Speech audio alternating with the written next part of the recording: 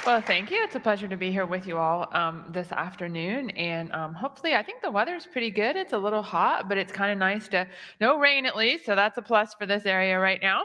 And so hope you're enjoying that time outside as well. Can we all just appreciate, I don't even know if she meant to do that, but she just made a "it's not raining outside" joke on a flood conversation. Just want to just put that into the universe. Inside, but for about the next hour, we're going to be talking about Noah's Ark and the flood. Science confirms the Bible. Now, just a couple of years ago now, we just celebrated our 3-year anniversary. We opened Answers in Genesis' newest themed attraction, and that is the Ark Encounter. Now, how many of you have already been to the Ark already with this visit? Okay. How many of you still plan on going? That better be everyone else. Okay, good. Because it's only 40 minutes away, and it's definitely worth it. So for those of you that haven't, they're trying to drum up attendance numbers even among their own flock. Oh, look, there's so many people there, Amy. Wow! So if you can't see, they're just doing some aerial shots of an Ark recreation.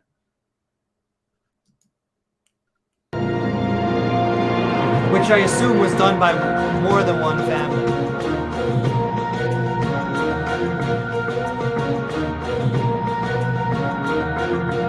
Of course, non-animatronic Noah.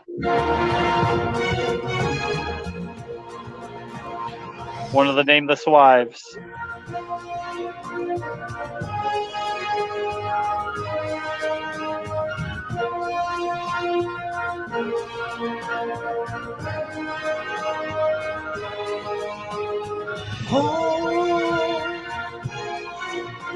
Oh, enjoy the gift shop.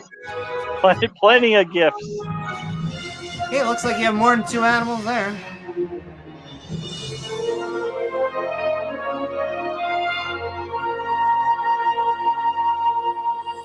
So funny.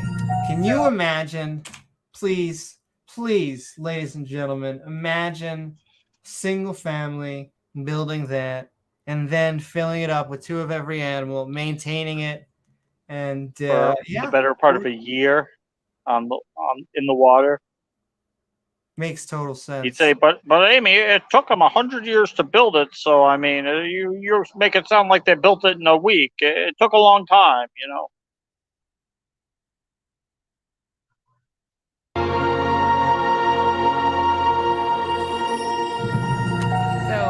That should make you very excited about going to the Ark. Oh, are you excited, Amy? I'm super excited. All the time. We just recently opened our kangaroo walkabout. Like how this is like a creationist TED Talk. With the kangaroos and the emus, so that's pretty cool. Oh.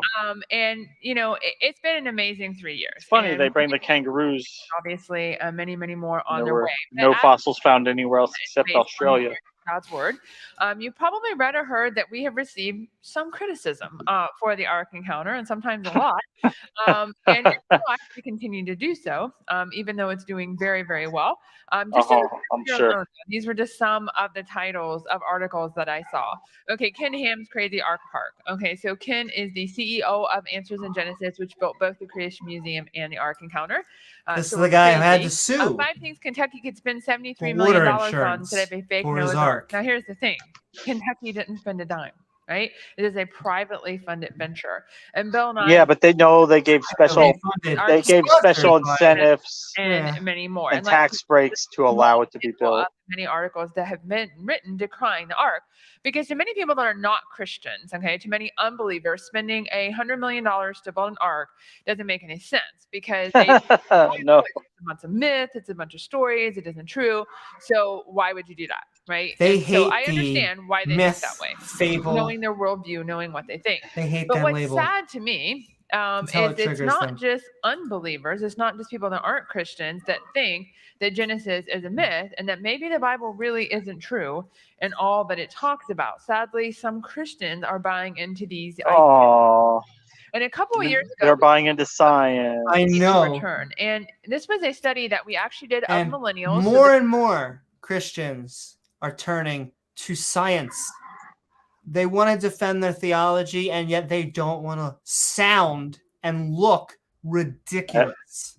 As I am wont to say, they take their superstition with a side of reality, with a side of science, which is better. Hey, like I said, if you can put it in two different buckets, go ahead. Hey. We'll just have intellectual debates. Just Right. don't push this as biology or physics or chemistry. Geology, yes. Any actual science. The 20-somethings becoming the 30-somethings here. And these are individuals who have attended church pretty much all of their lives. They grew up in the church. They're the church kids, so to speak. And now they're in this adult stage, right? And we asked them a lot of things. And I don't have time to go over all of this, but I want to just address a few things that relate very specifically to what we're going to be talking about today. One of the questions we asked them is, does the Bible contain errors? And nearly 40% said yes. I know I'm this is probably like an hour or two, whatever.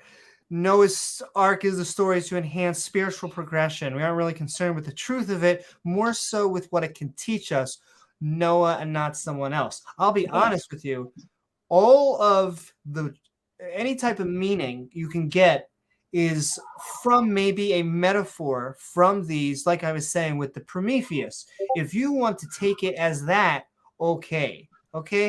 I am fine with all of we used to have stories to understand a lot of the different things. In fact, I like the Prometheus story because I feel like almost all of the hero's journey stories are about us leaving the cave and trying to, either become men and women by either hunting, finding fire, doing something, facing trials, and then bringing the boon of that knowledge, wisdom, or an actual bounty back to your tribe and being the master of both the old and new worlds. What I do not like is a 6,000-year-old Earth. So I'm with you there.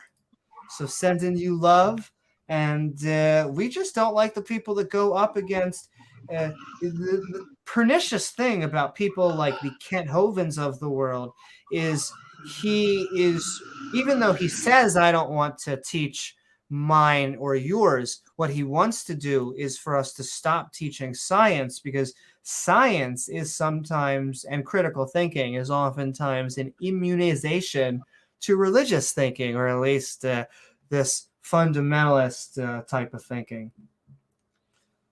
Non-reality based thinking. Non-reality. I don't know. So to these does the people, Bible contain errors? They have a graph on here. Order. And this is Christians answering the question, I think she said, by the way. So even like almost 30% of them are conceding, it's got some wrong shit in there. We're going to split this into two different groups. We have people who are either intellectually honest and or not ignorant about the subject. We have about 27-ish% saying yes, there are errors, and at least 11 to 12% that will at least give us don't know.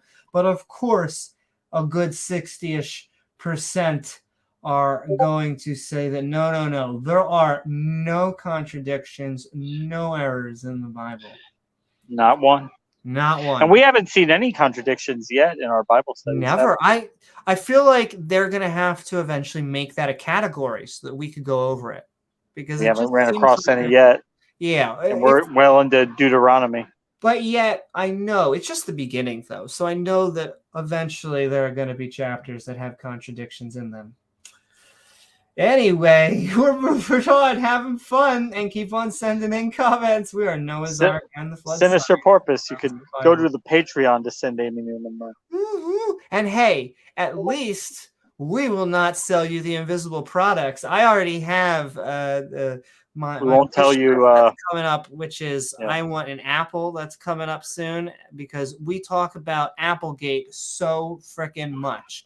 Like, so much comes from just original sin, and it is an annoying concept. Like, this just notion, it's a ridiculous concept. Your child does something, and not only do you punish them, but you punish them forever, and their children, and their children's children, and their children's children's children.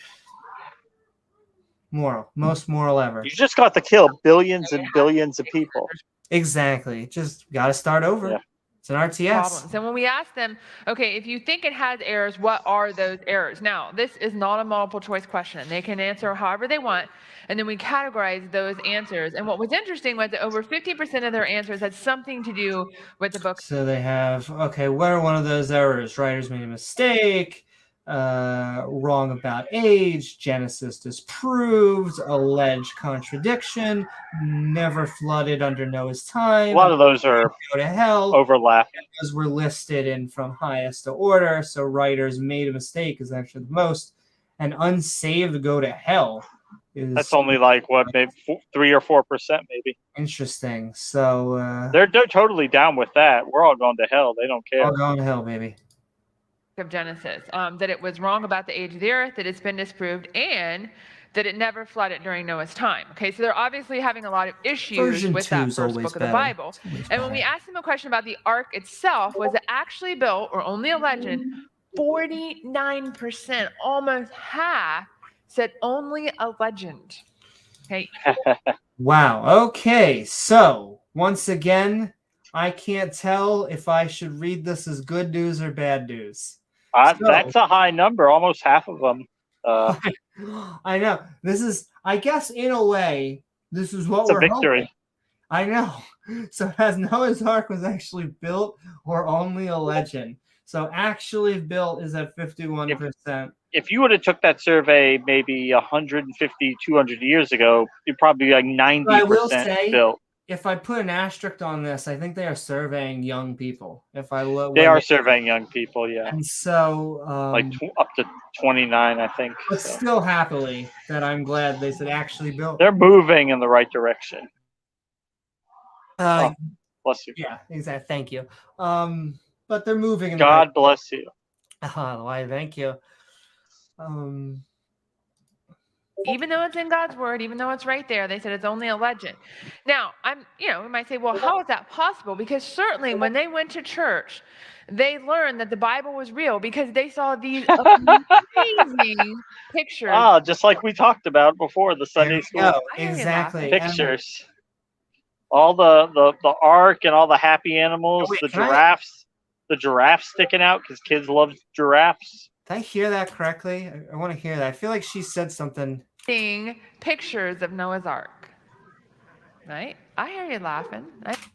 I did hear that correctly. I hear you laughing.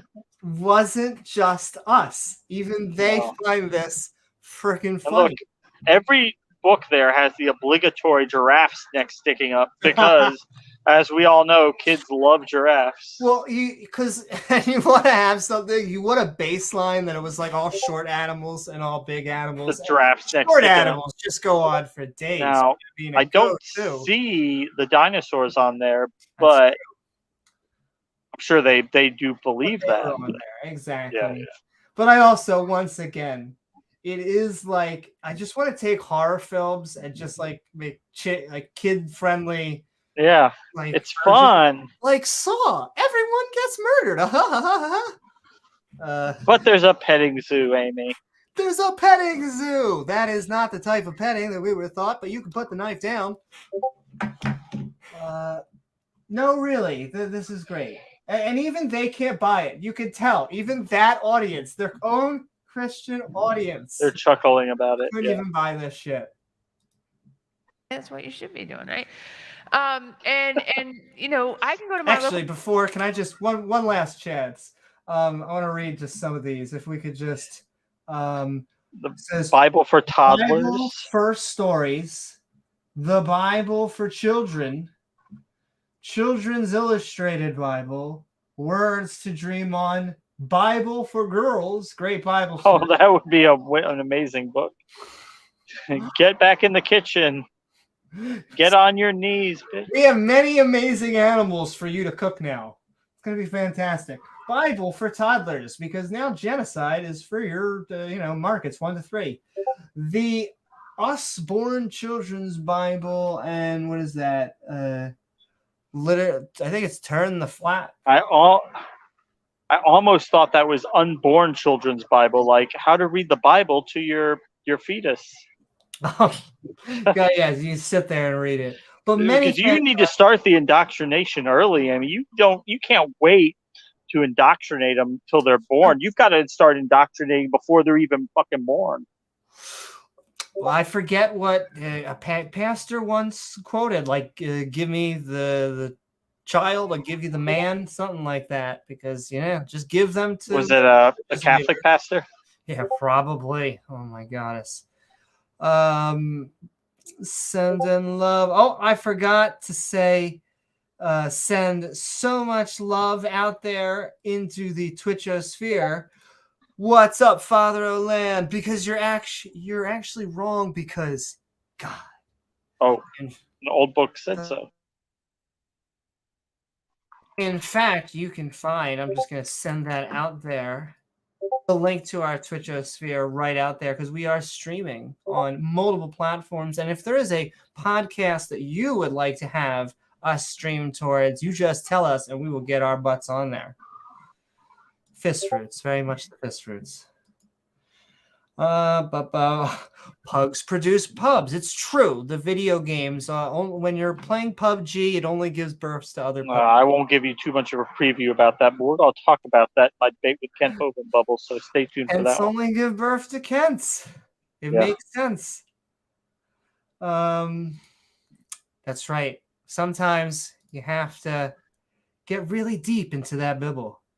And also send in love to Saraja. What is up? Hey. As well as Dave Gar. Dave Gar. Got Ian out there. Hey, Ian. What is up, Ian? What is up, all of you? Bibble TED Talk. Lovely, non-believable. I always love when they're always like, God will not be mocked. And then you're like, oh, really? Really? Because pretty sure it's kind of easy. Have you listened to our podcast at all? I mean, have you seen Iron Chariots around? He seems to be kind of a bitch when they get put before him. A new fight. That's right, ladies and gentlemen. We almost saw daytime. I think it's by now. It's basically nighttime. It's dark out now, but yeah. We saw the sun, ladies and gentlemen. We saw it. It's real. That unholy time change happens next week, and we'll all be up later. But yeah. Oh, damn you, farmers. Hey, Jerry. No, farmers. What is up, Jerry? I know, tsunamis, it's going to be fine. I actually find tsunamis completely... I wanted to be a storm chaser when I was young. I think my nephew now has that bug. But I just love more extreme weather. But, and I will one day go tornado hunting. I will, because... it is so at least one day. But a tsunami, see, I find tsunamis so fascinating, but it's hard to imagine. You can't go tsunami chasing without having your heart broken. So, I don't think that's a thing. But I would love to go tornado chasing one day. And that's right. Those nasty heathens. Well, I got that whip ready, so don't step out of line, heathens. Doesn't matter. Well, if you're atheist or theist, we all looked good down on our knees. What were we talking about? Oh, we were talking about what is on, the freak is on, and we are live. Get your freaker on. We're live. It is. We're getting our freak on. Bubble says, Beza. Yo, I just want to tell you, I can't help but bringing it up. We know who the winners of that war are. So I agree with you in that we know who was based, and that was the people fighting to end humans as property. But we're sending love to all of our brothers and sisters, even if they defend those concepts. They should come on later and actually defend it. That they should. But all right, we're jumping back into more fun. Keep on tagging me and James W. and Aim Newman. That's right. Hearing your voice makes me happy. Aw, I am just sending all that love right back to you, James Wolf. We're having fun. I honestly, when we're hearing these creationists do it to themselves, I think it puts a smile on James W. and myself's face as well. Absolutely. And you know, I could go to my local Christian bookstores and find books like these lining the shelves. Oh, that's your puppy, Amy. Is the flood really about Noah's floating zoo and a year-long leisure cruise, right? A good old fun Yes. time on Noah's Ark? Yes. Is it Yes. story? Just scooping and pooping. That's all. That's really the logistics. The Bible just gets dragged out in logistics. Or is it really true? Is it something that really happened? And does that even really matter to the Bible and for Christians? So what we want to do during our time today is kind of take a walk through the 7 C's of history, which you see very much here at the Creation Museum. All right, what do we got going on here? I hate that it hides it, so I'm going to go like this. A nice heaping load of bullshit. We have corruption. It's a graph, and we got history of the world, creation, and then it's got like 2. I mean, this is basically they don't even know how heroes journey, how much of a stock archetype that they are. Like, this is mythological. Okay, creation, corruption. So it starts with creation, then they go to corruption. You go to catastrophe, confusion, Christ, cross, and the consummation. That's on the OnlyFans. I know.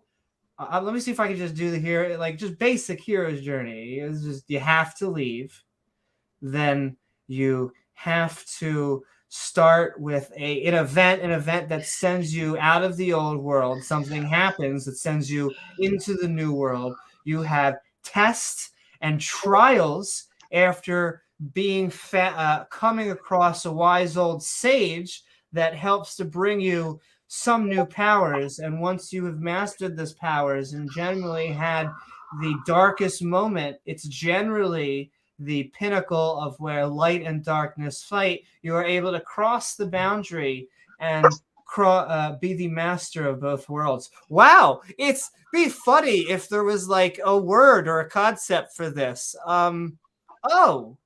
Mythological myths.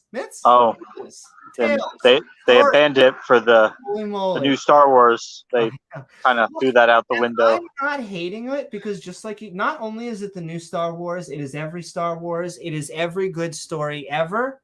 Okay, it is the story of us becoming adults, of us learning from our trials and tribulations and becoming better people. It's not original, though. That is really, like, it is not something just found in Christianity. And it is funny that they try and market it as science.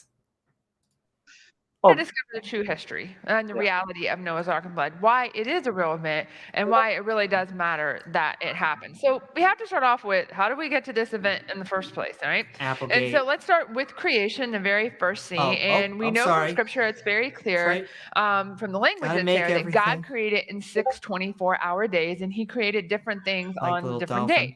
And at the end of those 6 days... More graphs. We got day 1, day 2, day 3, day 4, day 5. A lot of bullshit. They're really packing the bullshit in here. Exactly. They're packing as much. So day 1, land the earth. Day 2, separate waters above and below. Day 3, dry land. Above and below. See what I told you. Wait, what the hell? What the hell? Like, sun after light. I know this is the actual order of creation that they say in Genesis, but I feel like they're breaking this down that you have to be an idiot to believe it. No offense. I love you. But if you think that it went light and earth, and then the water, and then the dry landed plants, and then the sun, moon, and planets, you are like, this literally is like the universe started to come about after there was all this shit going on. Literally, like most of the universe. He made the plants before the stars. Yeah. If we cut off day 7, you have to go 2/3. You have to go 2/3 of the way through the story to even get to the sun, moon, planets, and stars. That's craziness. And look at at the end they have land, animals, and man. Because man is not an animal, I hate this. One of my triggering points. And then other animals like shit. And then the dinosaurs right above man, just so they can just put that extra little bit of bullshit in there, just to say, oh, by the way, don't you forget, guys, dinosaurs lived with man. Thanks, God. The creation was complete, and he rested on the 7th day. Yeah, BrainBug. those 6 days or those 7 days occurred just a few thousand years ago, because we can figure out the age of the earth and the universe from biblical genealogies or family trees that are given in scripture, but also from other events. We know that from Adam to Abraham was 2,000 years, Abraham to Christ was 2,000 years, and Christ to today is 2,000 years. So that gives us a grand total of 6,000 years. Very scientific, Amy. Look at that. How amazingly scientific is that? How amazingly scientific. So, we could just take all that radiometric dating and all that science and just throw that out, because if you add up the dates in the Bible, that's what it adds up to, right? Look at this. See, because the Lions weren't. Other religious organizations, they know that this is all bullshit. Okay, really, lions and sheep. I couldn't agree more. Oh, very inclusive. Oh, those lions were very happy to eat fruit and salad and, hay, whatever. But, they wanted to be vegan up until that point. Then they're like, look, but a steak is a steak. Look at that sheep. That is looking good. Brian Stevens says, would it be fair for someone to ask Standing for Truth if he truly believes Ken Hovind has a PhD? I'll be on there a few days from now, but I will not be asking that question because I would like to very much be allowed back on at some point. So, yeah. And I just want to say, I know for a fact that not only is Kent a doctor, but he is a scientist, and he has, or at least getting ready to publish, many...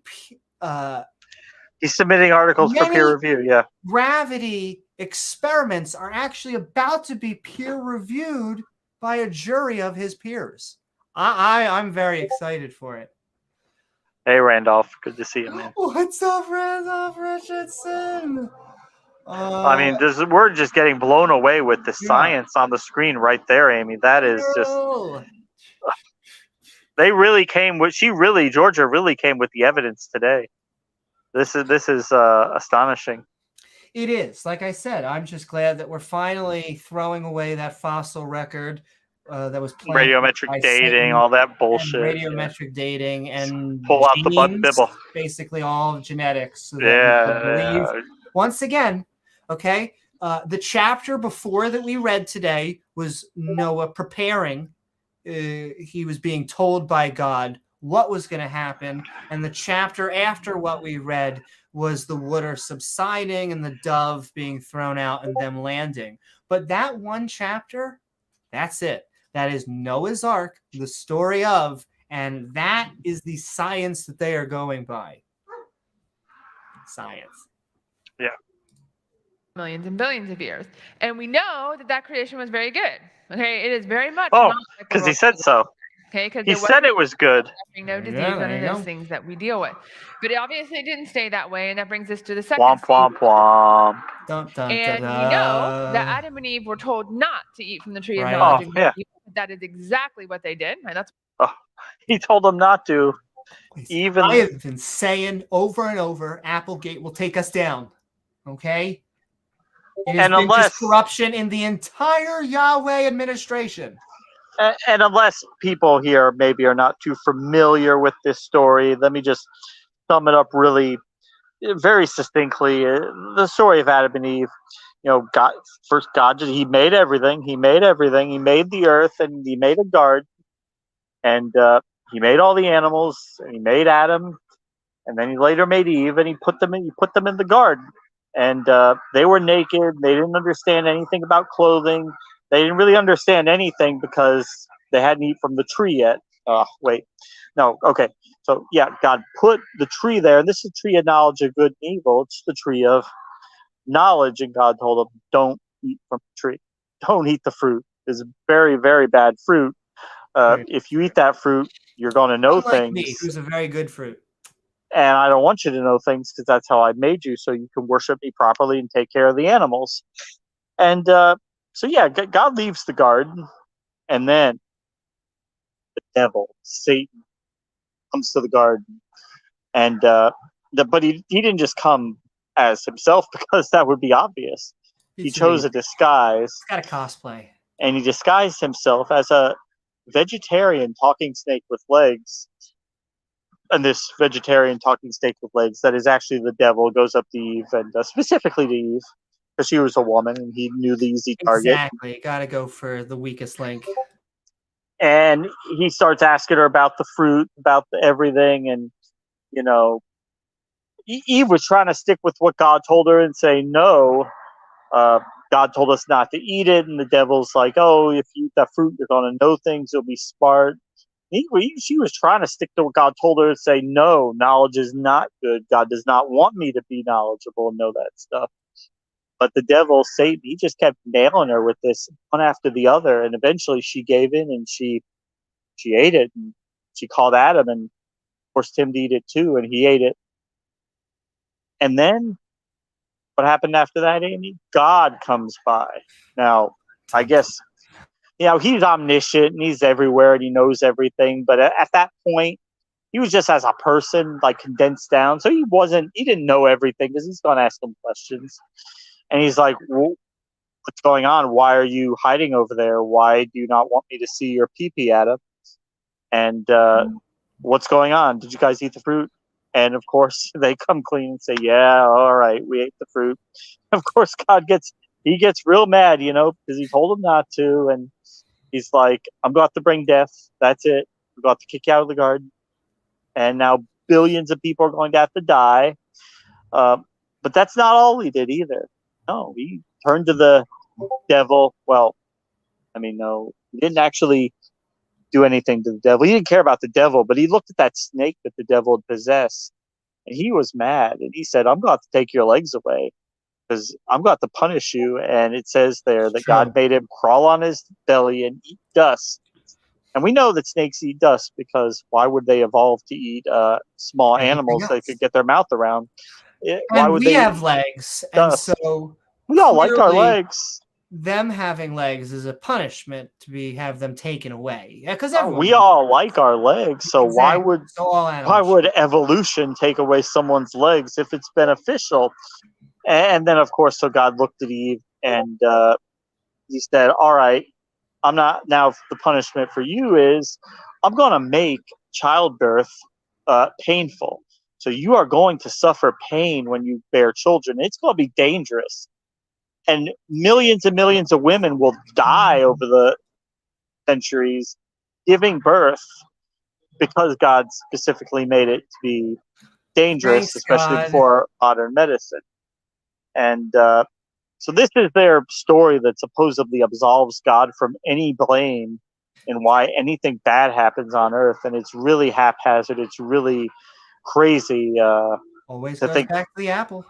That this story absolves God of anything, because he specifically created them to be ignorant of right and wrong, to have no moral compass. So they didn't think, oh, but if he's giving them a moral command, maybe they wouldn't understand that. Yeah. But we are listening to Noah's Ark and the Flood. Science confirms the Bible from Answers in Genesis. Send in love. I saw Stephanie in there. I also see the preacher. What is up? Send in love says, God created violence, and no, God does not judge anyone. People judge themselves. Well, I agree with the last part in that people do judge themselves, and we love everyone here. And we also agree that God does not judge anyone because James we haven't seen the preacher in a while. God does not exist. That's right. We're sending love, like I said, to all of our theist brothers and sisters.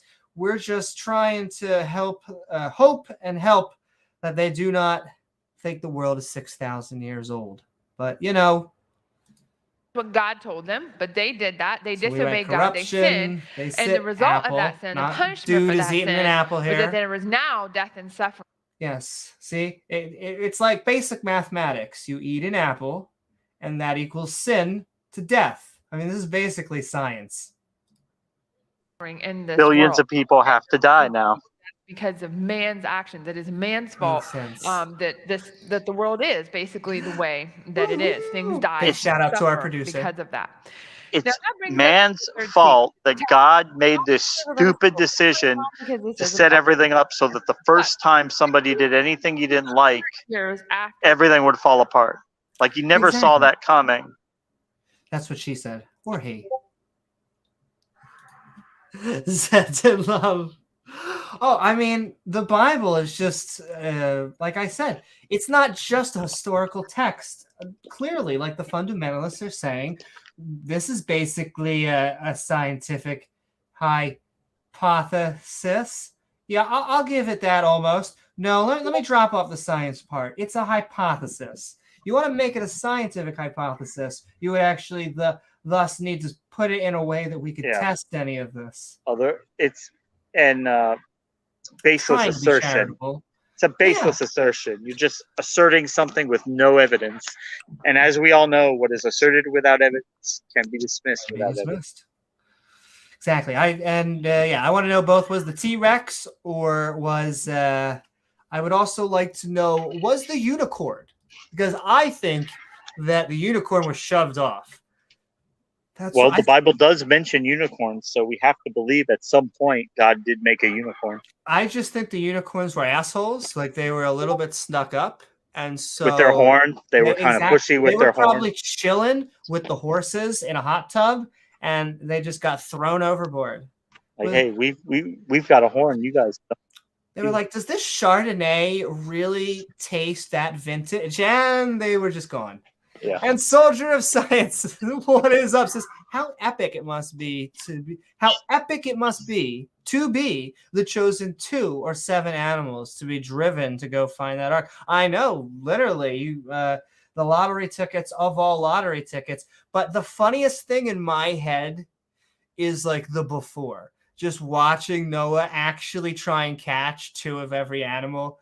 Like, that no, they came to him. They walked to him. You didn't have to catch them. That's ridiculously God funny. made the animals walk to Noah, so he didn't have to catch them. If they just all lined up single file and came right to him because God made them do that. I have seen more scientific events happen in Disney films. Like, I really do not understand this. I mean, if he can proof a universe, he can make it all 2 of every animal hop to Noah. Oh my God! This is the most kid-friendly drawing I've ever seen of a elephant drowning. Oh my God! They actually have an elephant drowning out there. They do. They apparently have like one of their buddies, one of their spouses of each of them right down here dead. Oh yeah. I don't know, what is that next to him, like a zebra or something? I don't know. No, so I think this is their arm. This is another human skeleton. This is a human skeleton, and then we have a woolly mammoth. Looks like a mammoth. Yeah. They didn't make it. They got pushed off the boat like the unicorns. But there's a rainbow, ladies and gentlemen. I love this.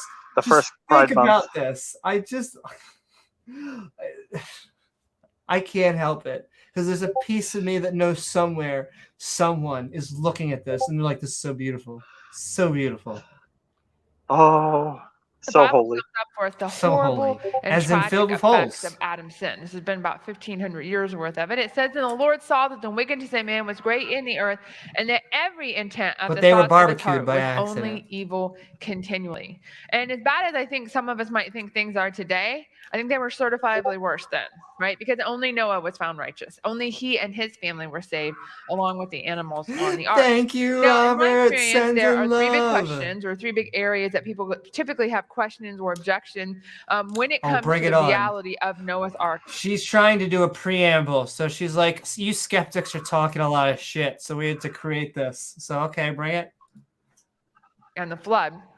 And that is the ark itself, the animals that were on the ark, and then obviously the flood. I like how she's like, the 3 big issues they have with Noah's Ark and the flood is the ark, the animals, and the flood. That's like the whole thing. The 3. That's yeah. We don't think the ark could have been built. We don't think the flood could happen, and we don't think that's how evolution worked. Hey, makes complete sense. Also, I don't know if I'm up to it yet, but I saw Leo in chat. What is up, Leophilius? And everybody out there having fun. So what we're going to do is kind of take a 30,000-foot view, and I'm going to answer those common questions and objections. Yeah, no, not 15 feet. There's 3 areas, so to speak. And then when you visit the Ark or you look at our resources, it's going to go into a lot more detail. But let's just give you some things that you can use. You know, when people ask questions about this, because I hope that you're going to be telling a lot of people about I'm going to be telling everyone about it. And they're going to have questions, right? And I want you to have some answers to answer them. So the first one is, how big was the Ark? Now, like I said, scientific, accurate representation right here, ladies and gentlemen. You can tell this is a scientific representation. Oh, this is of how happy that the whale is. I'm sorry, I can't. Oh, look, he's smiling, and then the obligatory giraffes with their heads sticking out. And everyone's happy. The fish are happy. Look at the fish in the waves. Now, the tsunami, okay, they're trying to, but everyone else. There's Noah in the middle there. Yeah, there's Noah. There's Cain, being 600 years old and shit. It's that moose. They got mooses. So apparently the moose were kind. Elephants were kind. Makes sense. And you're right. You always got to have. Not even the bats, okay? You can't even. You gotta. Not even the fish on the tsunami. Giraffes got to be the highest. If you're gonna have, like you were saying, an Ark picture, you might. As well put them up there. They didn't put the T-Rex. They didn't put the T-Rex on there, but whatever. I mean, but that's okay. They'll be fine.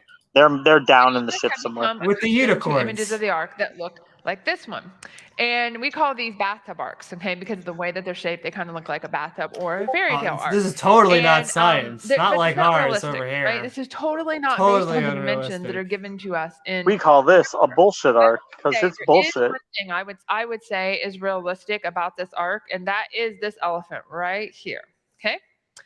She's pointing to the elephant that is actually freaking out because there's a tsunami about to get drenched. Apparently, this boat has no driver. Say that because that elephant knows that when that wave hits an arc that is shaped like that, what's going to happen to the arc? It's going to flip, right? Yeah, I'm pretty sure that elephant, if it could think at all, would be like, "Oh shit! Oh shit! Oh shit! Oh shit! Oh shit!" If I had to paraphrase, but these animals look super psyched that they just survived the first genocide. So if you came this far, got a monkey hanging off the side there. I know. We got a snake sticking out there. Snake, a vegetarian snake of all things. Vegetarian snake, exactly. Oh, there's the creepy crawlies right there. The whole purpose of it. So that's a problem with arcs that are shaped like that, and we talk about that at the Ark Encounter. But here's the thing. Christians are doing this, okay? Christians are portraying the ark like this. We're not, but a lot of Christians are. And yes, Georgia, portray me. Mocks us, right? What mocks us? And we have the biblical ark, the biblically sized one. But the world mocks Christians and says, ha ha, how can this be true? Well, no wonder. If this is what they think, we think the ark looked like. No, we're making fun of you for the ark.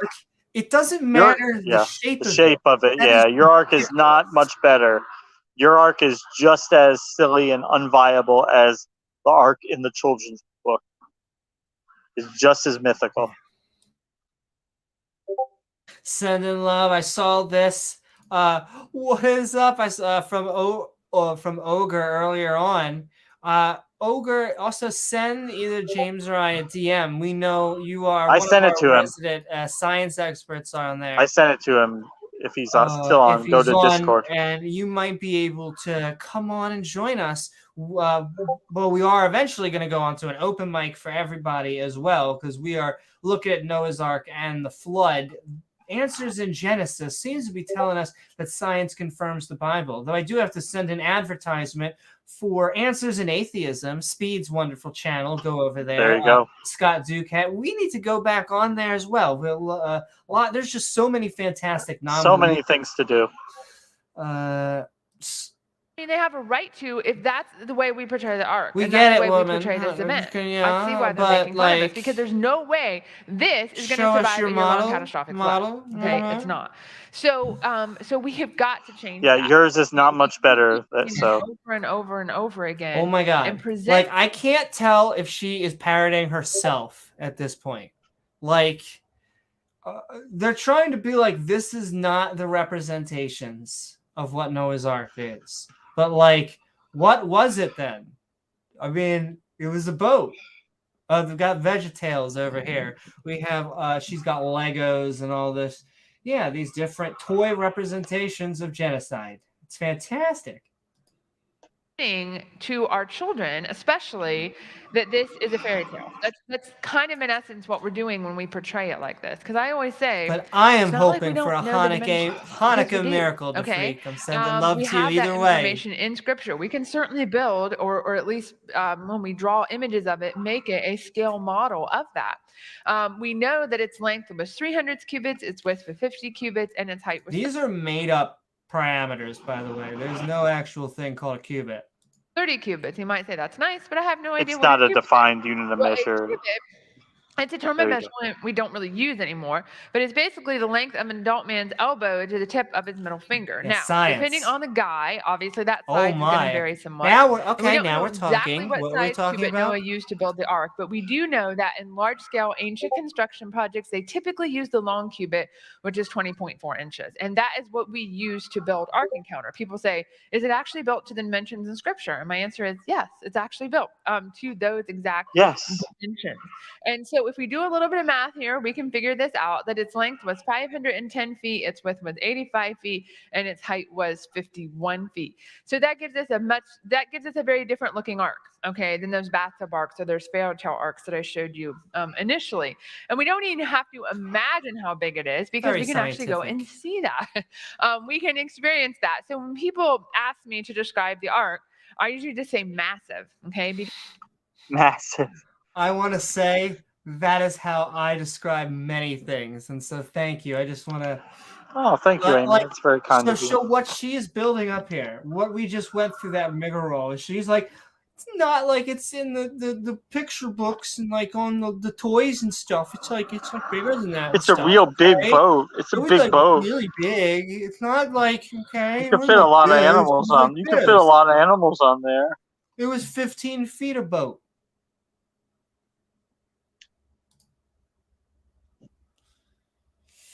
Gonna go for it. Says science does confirm the Bible. Useless text on old paper. Yeah, look.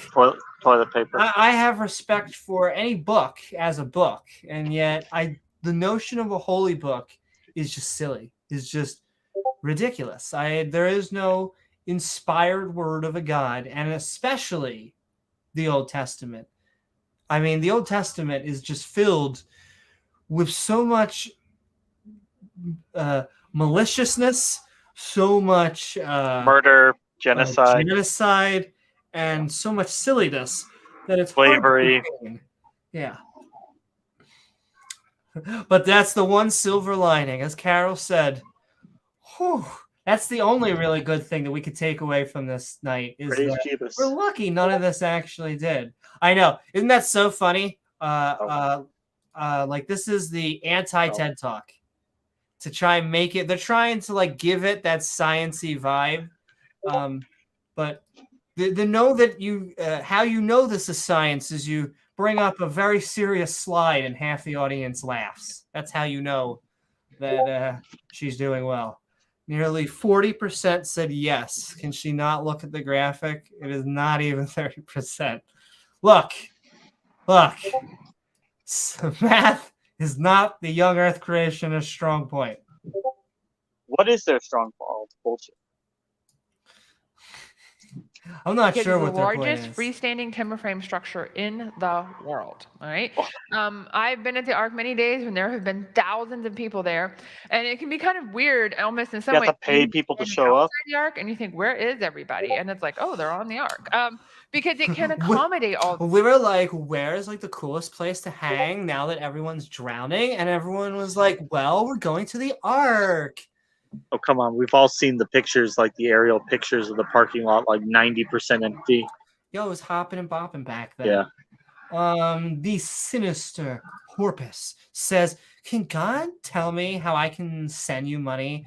Is he more useful in telling me things like why I'm using my laptop to find the longest chain for the 3n plus 1 problem for all numbers up to 2 to the exponential 15th minus 1?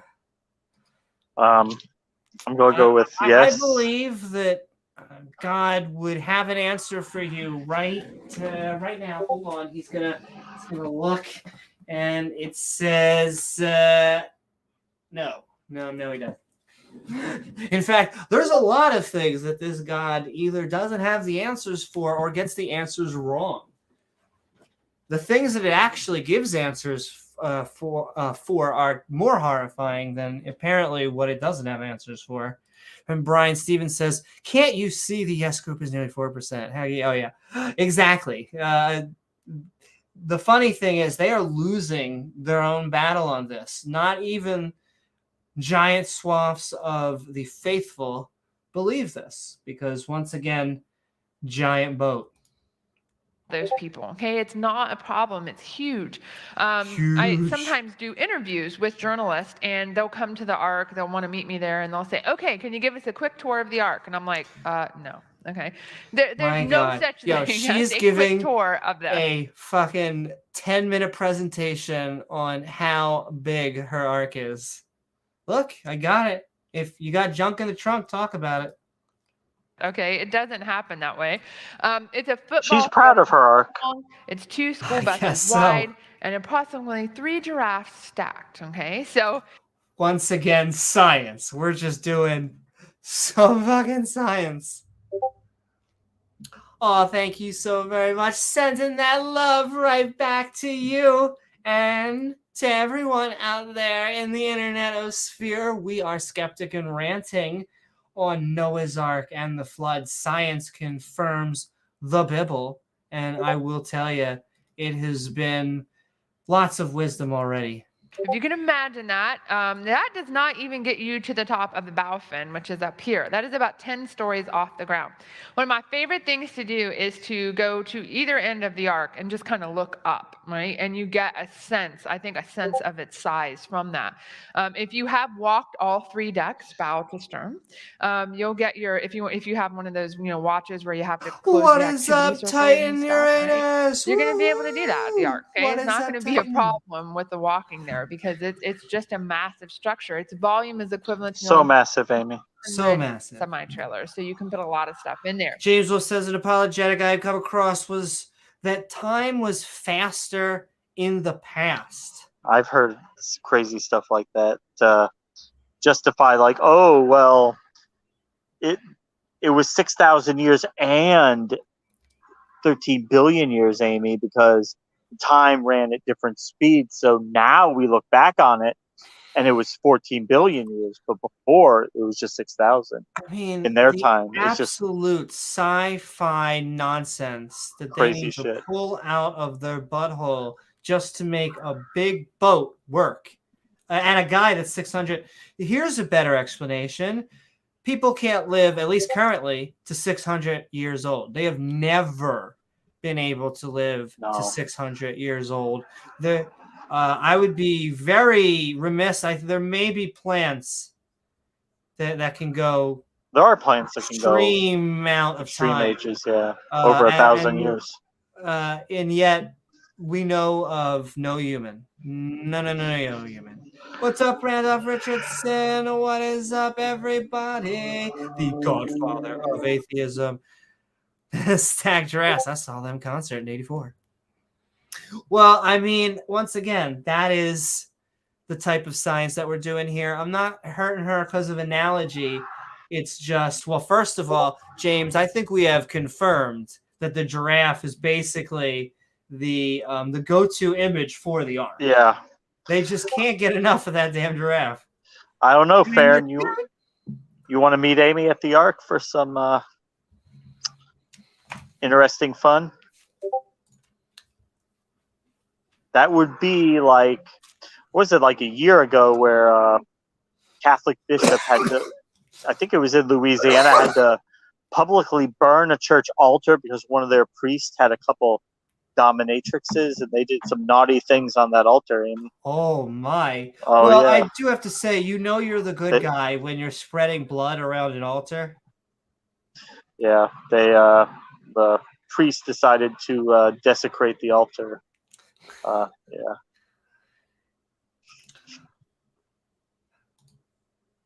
Now, another way to get a sense of its size would be to compare it to boats that have been built in She's more gonna keep modern on talking times. about how We can big her compare it to boat the is. Wyoming, Let's let her which get is it out of her a large system. wooden ship built in more recent history. It was about 450 feet long, so the Ark is So she's and that ship did not work very well at all. Wyoming, this graph. So she's just tried to compare boats. Oh, we finally come to the portion of the podcast where we're comparing sizes. Anyway, the Wyoming sunk because it was taking on too much water. Because you cannot have a wood frame. Better, right? Yeah, but that's not a wood frame boat. But I like how there are two examples. Yeah, so wait, Are you telling me the Titanic sunk, the Wyoming sunk? Yeah. And what she is saying, if we read this correctly, so we have the Santa Maria is the smallest over here, the Queen Maria on the far right, and then the Titanic in the Wyoming. She's saying Noah's Ark was about as big as between these two boats that it's almost saying. like 60% the size of the Titanic. And that was made out of steel. Just say it's smaller or bigger than the two sizes of boats that, like, you're making fun of yourself, ladies and gentlemen. I don't know what to do with this. They are. Yeah, steel frame boat. Now, it's not as big, as you notice here, as the Titanic or the Queen Mary 2. But two things to note. One, those are steel boats, okay? And we're talking about... shit. Okay, yeah, no. Two, I'm pretty sure that Noah didn't need shuffle... But wait. Wood, steel, both sunk. Do you know what we have with the God-made boat? Is that this carried all of life. If both of these boats can be built and not sink, we want to know how one family was, like, apparently better than both of the people that created these two ships. So you could pick steel or wood. Oh my, I don't care. But why do you think there's never been a wooden boat built greater than under 400 feet? Why do you think that is? And this boat is going 500 feet long, this Ark. It's because you can't have a wood frame boat that large. It just doesn't work. And this does assume that, like, it started raining and everyone just lost their shit and didn't know how to do anything. Like, there were no boat makers in the world. That's true. It has to assume that everyone just took it. They're like, well, it's raining. Well, we could go on the boats. Yeah, but why? Why go on the boats? Amy, I want to say I think the apologetic on that is there were not large bodies of water at the time, so there were no boats. Maybe. I don't know. There were no oceans. See, this is. I don't think there were oceans at the time. I don't know. This is not only is it ad hoc, but look how stupid we have to make ourselves. It is very dumb. Just to make our religion conform to science. Nobody had boats. Not saying that they are stupid. We all do stupid things all day, every day. Hopefully, we do less stupid ones, but we try to guide ourselves with just some notion of skepticism and rationality. Yeah, Randolph, they should have the Enterprise E blue. That would have been a much better ship. Peter says, if I start measuring width in school buses, I risk getting killed by two otherwise peaceful women in my house. Well, we did famously measure the speed of light in 15-foot whale penises. It happens. Look, you gotta get really scientific here. We did the dick math. Leophilius did it for us. And then Randolph Richardson says, to be fair, Noah's Ark was constructed from gopher wood, which is what Doctor Who's TARDIS was probably constructed from too. Both, therefore, are larger on the inside. You're right. No, it's starting to make sense. It is starting to make sense. Randolph says, wish God didn't give Noah the blueprints for an oversized Starship Enterprise next generation class. That would have been a little more believable in these modern days. I know.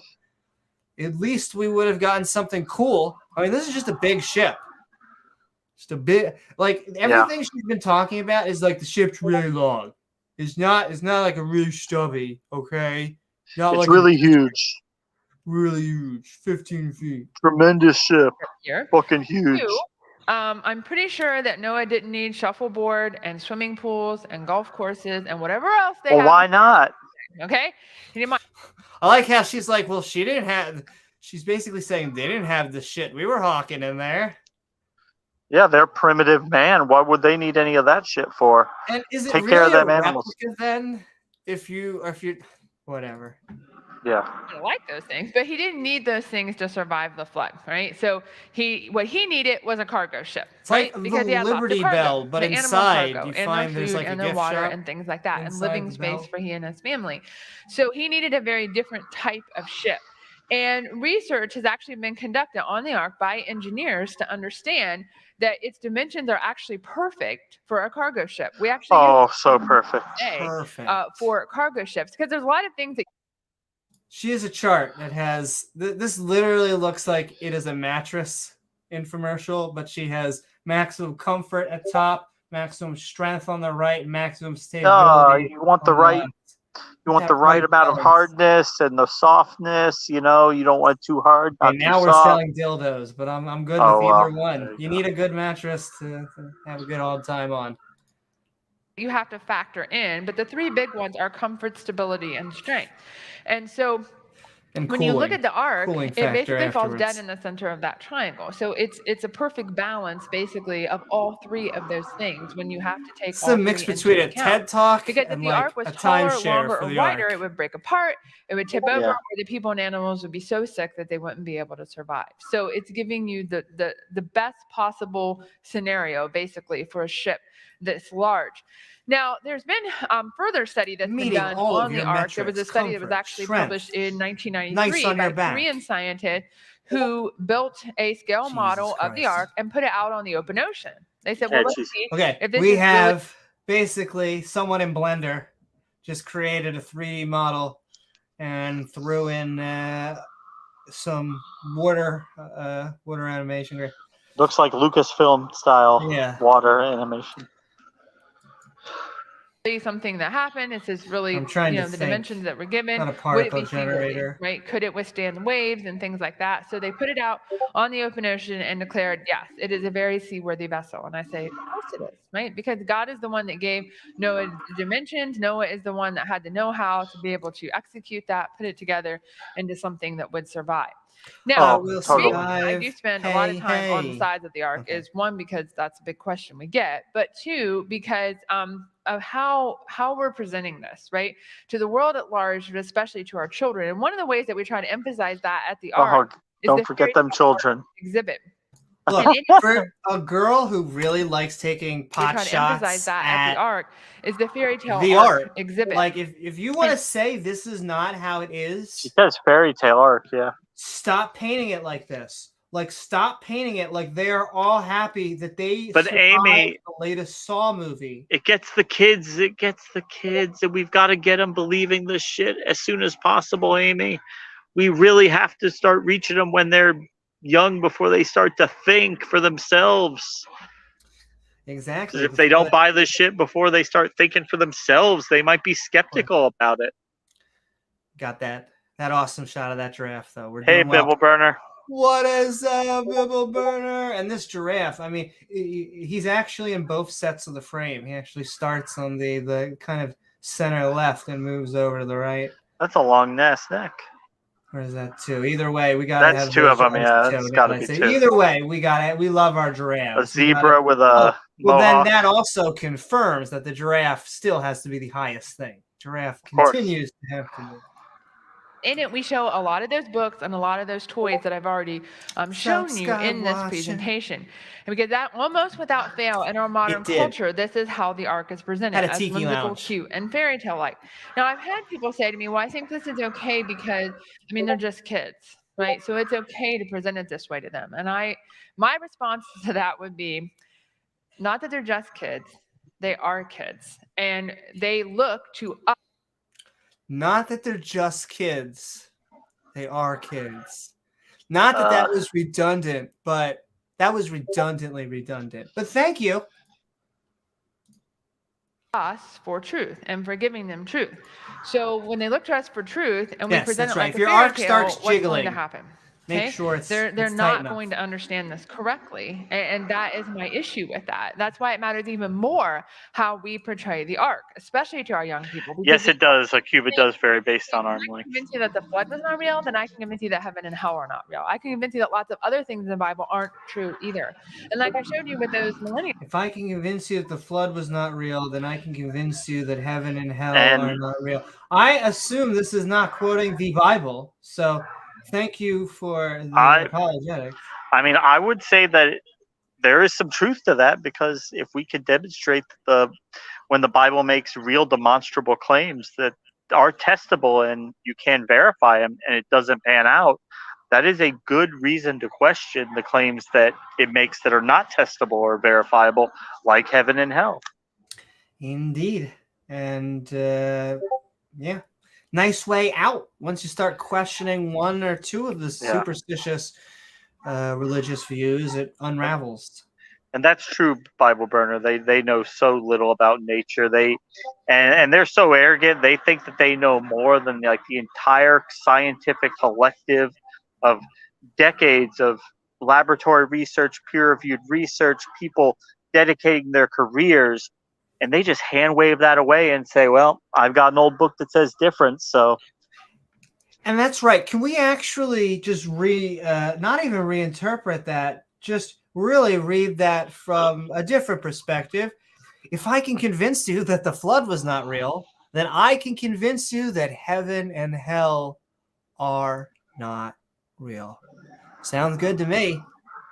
Yeah, and none of them are real. Then none of them are real. In that study we did, they didn't trust Genesis, right? Over 50% of them had major issues with Genesis. What I didn't show As they should. That a lot of them also have problems with other parts of the Bible as a result of that. I like her nervous laugh. Like she can't even help it. She was like, I know they're going to bring up another thing. They're starting to question Genesis, and then they start to question other parts too. No. Bible they're not believing either, okay? In other words, a lot of them think premarital sex is okay. A lot of them think abortion's okay. A lot of them think gay marriage is okay. I mean, let's just go on. It does, not doesn't believing it? in one part of the Bible has led them to not believing many other things that God says. Maybe it's all bullshit. And this has been Satan's tactic from the beginning, right? When he talked to Eve in the garden, what did he say? Here we go. Did God really say?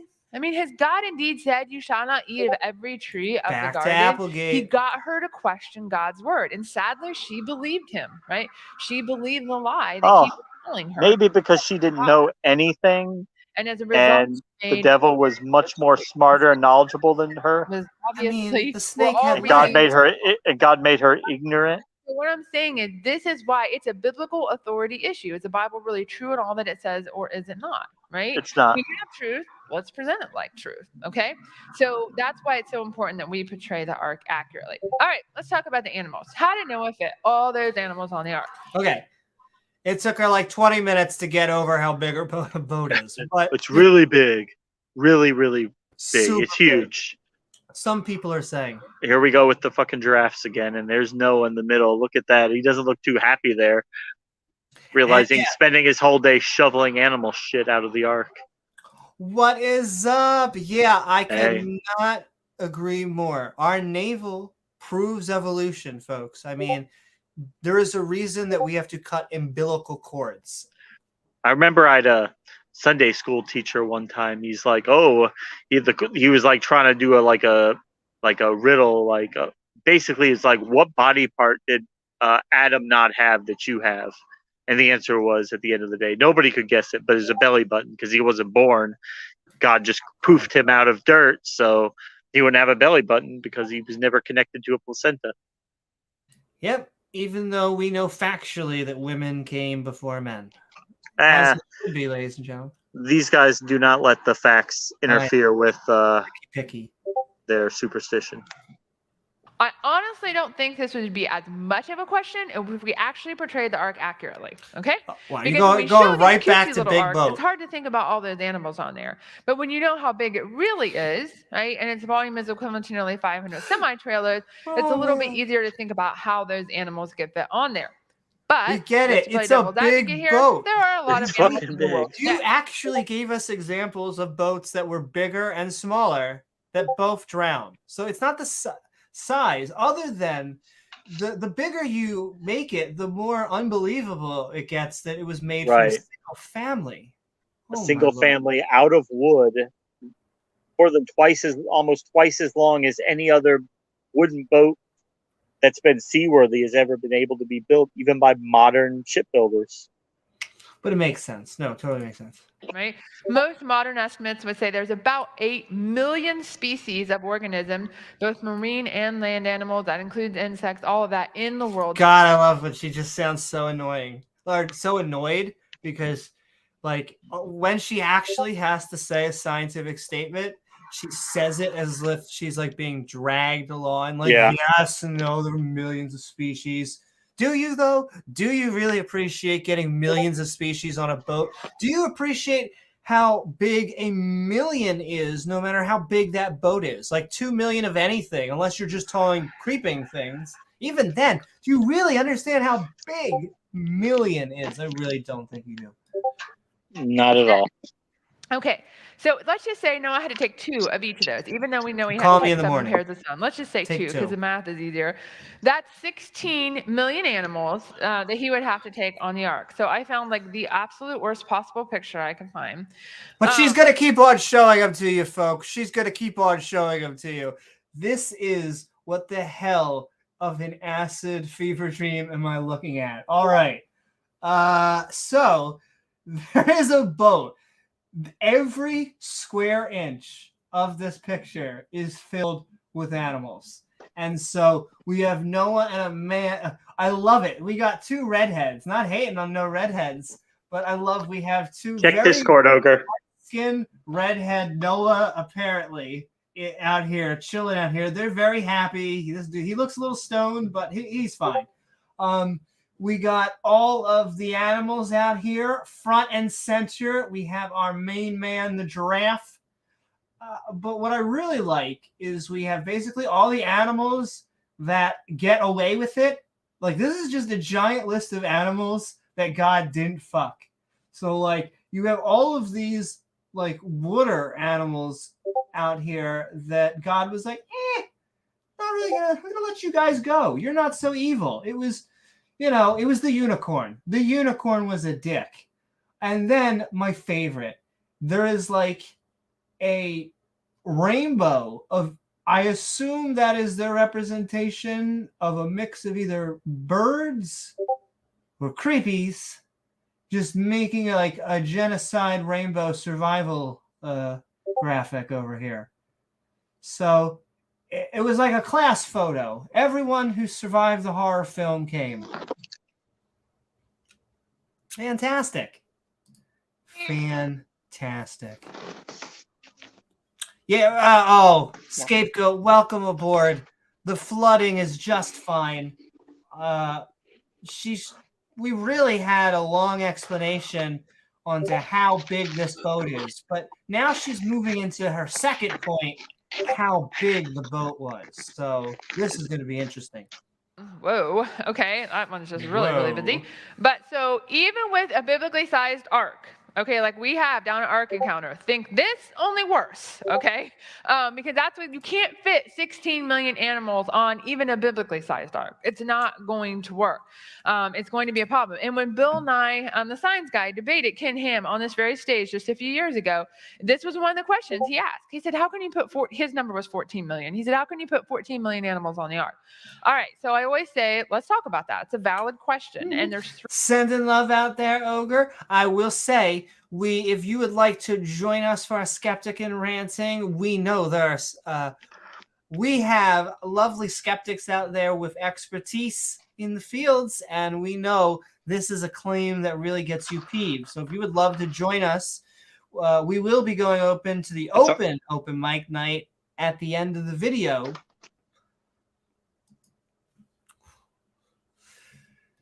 Check Discord.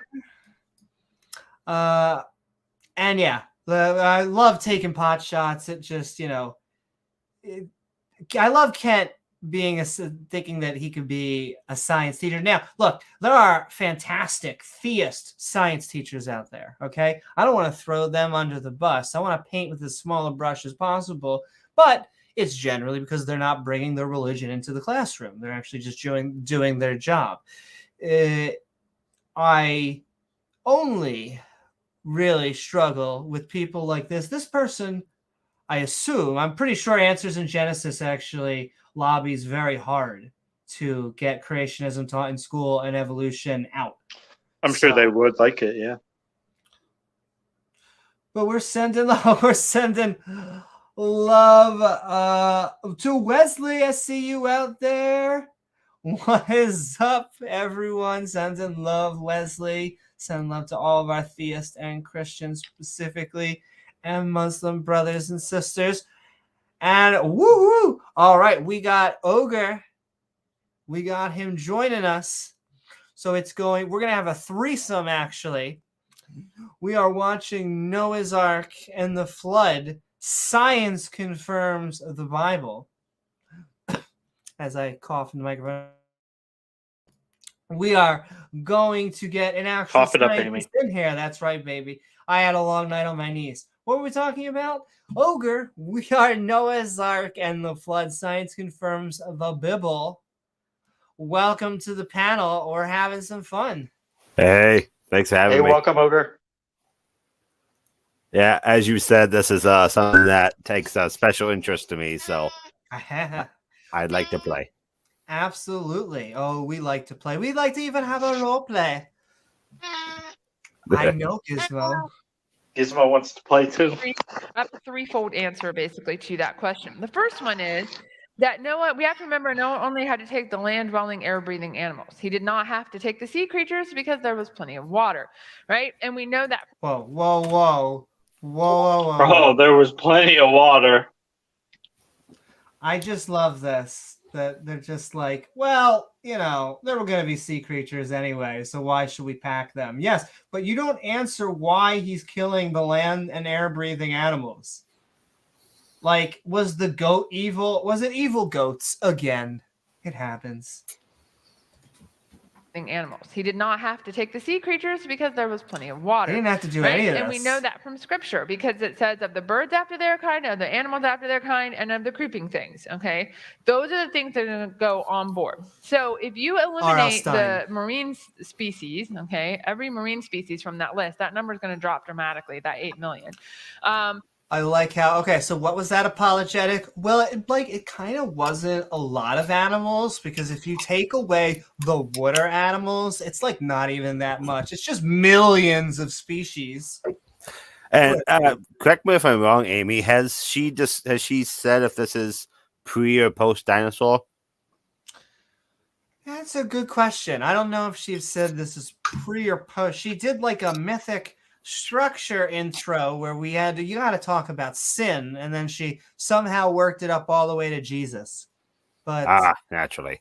Well, I'm just saying, like, if her number is modern species and not total species, I mean, is the woolly mammoth on there, or like the 4 types of elephant that passed away? And I will say, so they did have one graphic where I swear was like them showing a drowning woolly mammoth, which is like, okay, hey, you got to take that bet. Oh, James got summoned by Satan. We sometimes sell timeshares in hell next to the Lake of the Damned.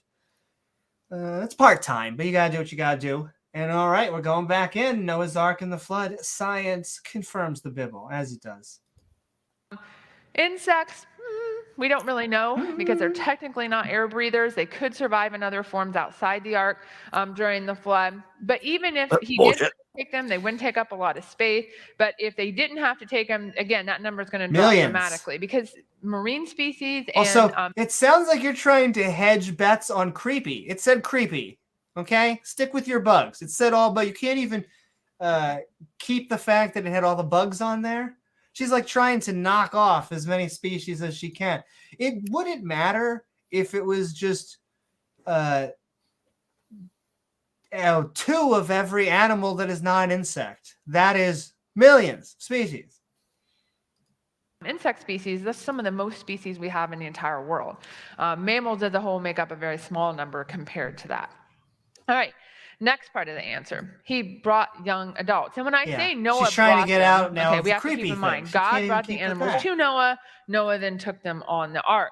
And the reason I say young adults is because it's clear in Scripture that God tells Noah to bring a male and a female to keep them alive on the face of all the earth.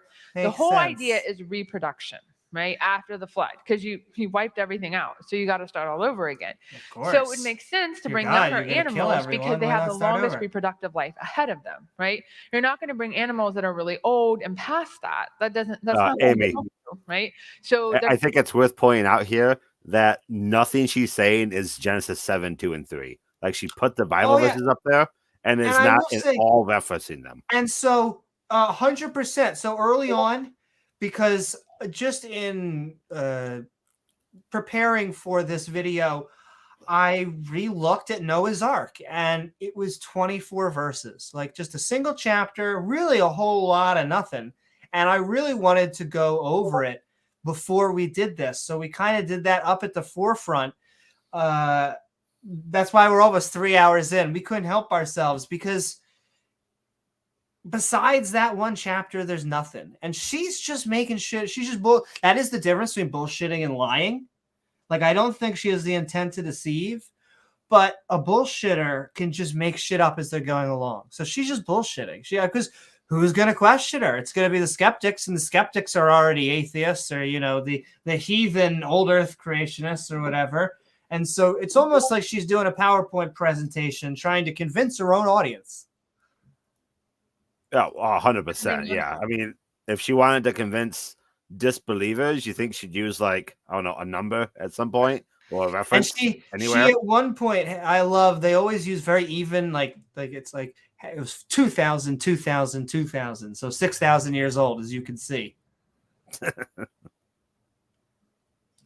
Animals that have that reproductive. And that is true. Look, I can't 100% know her mind or heart metaphorically. And some of these people are sleazy.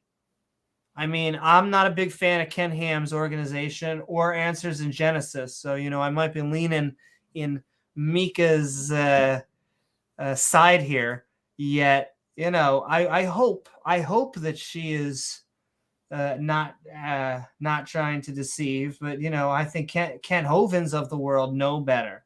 Or they're either in too deep because they're making too much money, or they actually know better because they've been told by the best people in the world. And so, then they are trying to intend to deceive.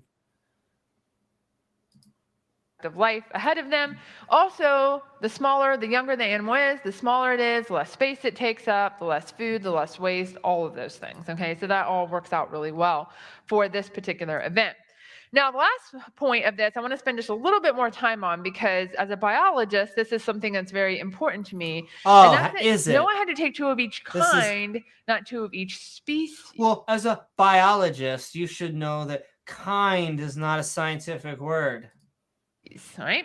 So just like we asked the question, what is a cubit? We might say, well, what is a kind? Because we do see that word used over and over in the Genesis account of creation and the Genesis account of the flood. It says that the birds after their kind, after their kind, after their kind, two of every kind. Okay, so we see that word. So what is a kind? And most modern biblical creationists would say that kind is the same as family when you talk about modern taxonomy. So I know you all remember this, right, from biology class. Kingdom, phylum, class, order, family, genus, species. This is how we classify every I'm ready for whatever the fuck they're about to. Bring it, baby. Family is highlighted in blue there because that's where we believe the kind level falls. Now, why do we do that? It's not arbitrary. Okay, we just didn't pick it because it's nice, but we picked it because most animals within a family can mate with one another and produce offspring, even if they're different genus and different species. So to give you an example of that, all of the members of Canada. And hey, I just want to send love to, there's creationists like Sal Cordova, who has been, Sal's been on our channel. He is a great guy. We've debated him, highly credentialed. We just think he's wrong. And, okay, so what is she bringing up here? Which is the dog family. They can mate and produce offspring. Okay, so we have toy dogs, which are your coyote model. And domestic dog, or wolf dogs, which is wolf and domestic dog. There's even been some fox hybrids. Okay, because foxes are in that too. So these can they're a reproductive unit, basically, okay? And since the whole idea was reproduction after the flood, it seems to make a lot of sense that kind would fall at the family level. The same is true for cats, okay? The Felidae family. We can link all of them together, basically, through their ability to mate and produce offspring. Now, we have some great examples of that here at the Creation Museum and our petting zoo when you see our Zorse and our Zonkey. What did I miss? And when you first look at them, you it might looks think, like she's trying to create, or she was showing, as Sinister was pointing out, it's actually a little bit of an outdated model, but it seems like she was trying to explain like genuses and how we organize taxonomy of different families to set up her own model, but then she just skipped it. So I'm waiting for her to make a point. Oh, okay. Oh, you mean some species are still infertile? Okay. Which is a really good description of what it is. These are hybrids, okay? And the reason they're called hybrids is because their parents are different species, okay? They're in the same family, but different species. No, is that what it means? So the parents are a horse and a zebra. Yes, and the evolution donkey, is obviously, true. you can probably figure There you that go. out, okay? The parents just look good. The parents are a zebra and a donkey. Now, how is that possible? Because horses, zebras, and donkeys all belong to the family Equidae, and they can mate with one another. Yes, and they are actually... They're just barely close enough. Just barely. That's why many of them are infertile, because they are getting to the line. Of course, if we were to keep on mixing them, mating at that very edge, you may be able to bring get them back closer. But nonetheless, but there's a reason why they are having they're sterile, and it's because 1,000 years from now, exactly 1,000 generations from now, they won't be able to interbreed unless we do something crazy like that. And produce offspring, right? Most of us are familiar with mules, right? The same idea, okay? Horses and donkeys. But again, it's possible because they belong to the same family. So when Noah was taking dogs, for example, on board the ark, even though there's about, anywhere between 300 and 400 breeds of dogs variations today, graph he wasn't taking 400 pairs of dogs on the ark, okay? No, and once again, this is a false equivocation, because this is like the only species that we know that does this, because we have artificially designed them to do this. Yeah. We did this. It's not like we see this across other animal lines. This doesn't happen in nature, In nature. But I never saw a chihuahua. A population of Dalmatians, and you isolated them for 1,000 years, 2,000 years, would they then be able to speciate? Would they be interfertile with the other? Probably not, I would say. I think they would become a separate species if they were isolated for long enough. That's how speciation works. Yeah, it's pretty nice. You can just avoid all those actual talking points because people you talk to are just blindly listening to you regardless how true you are. Yeah, right. Absolutely. Audience is desperate to believe it.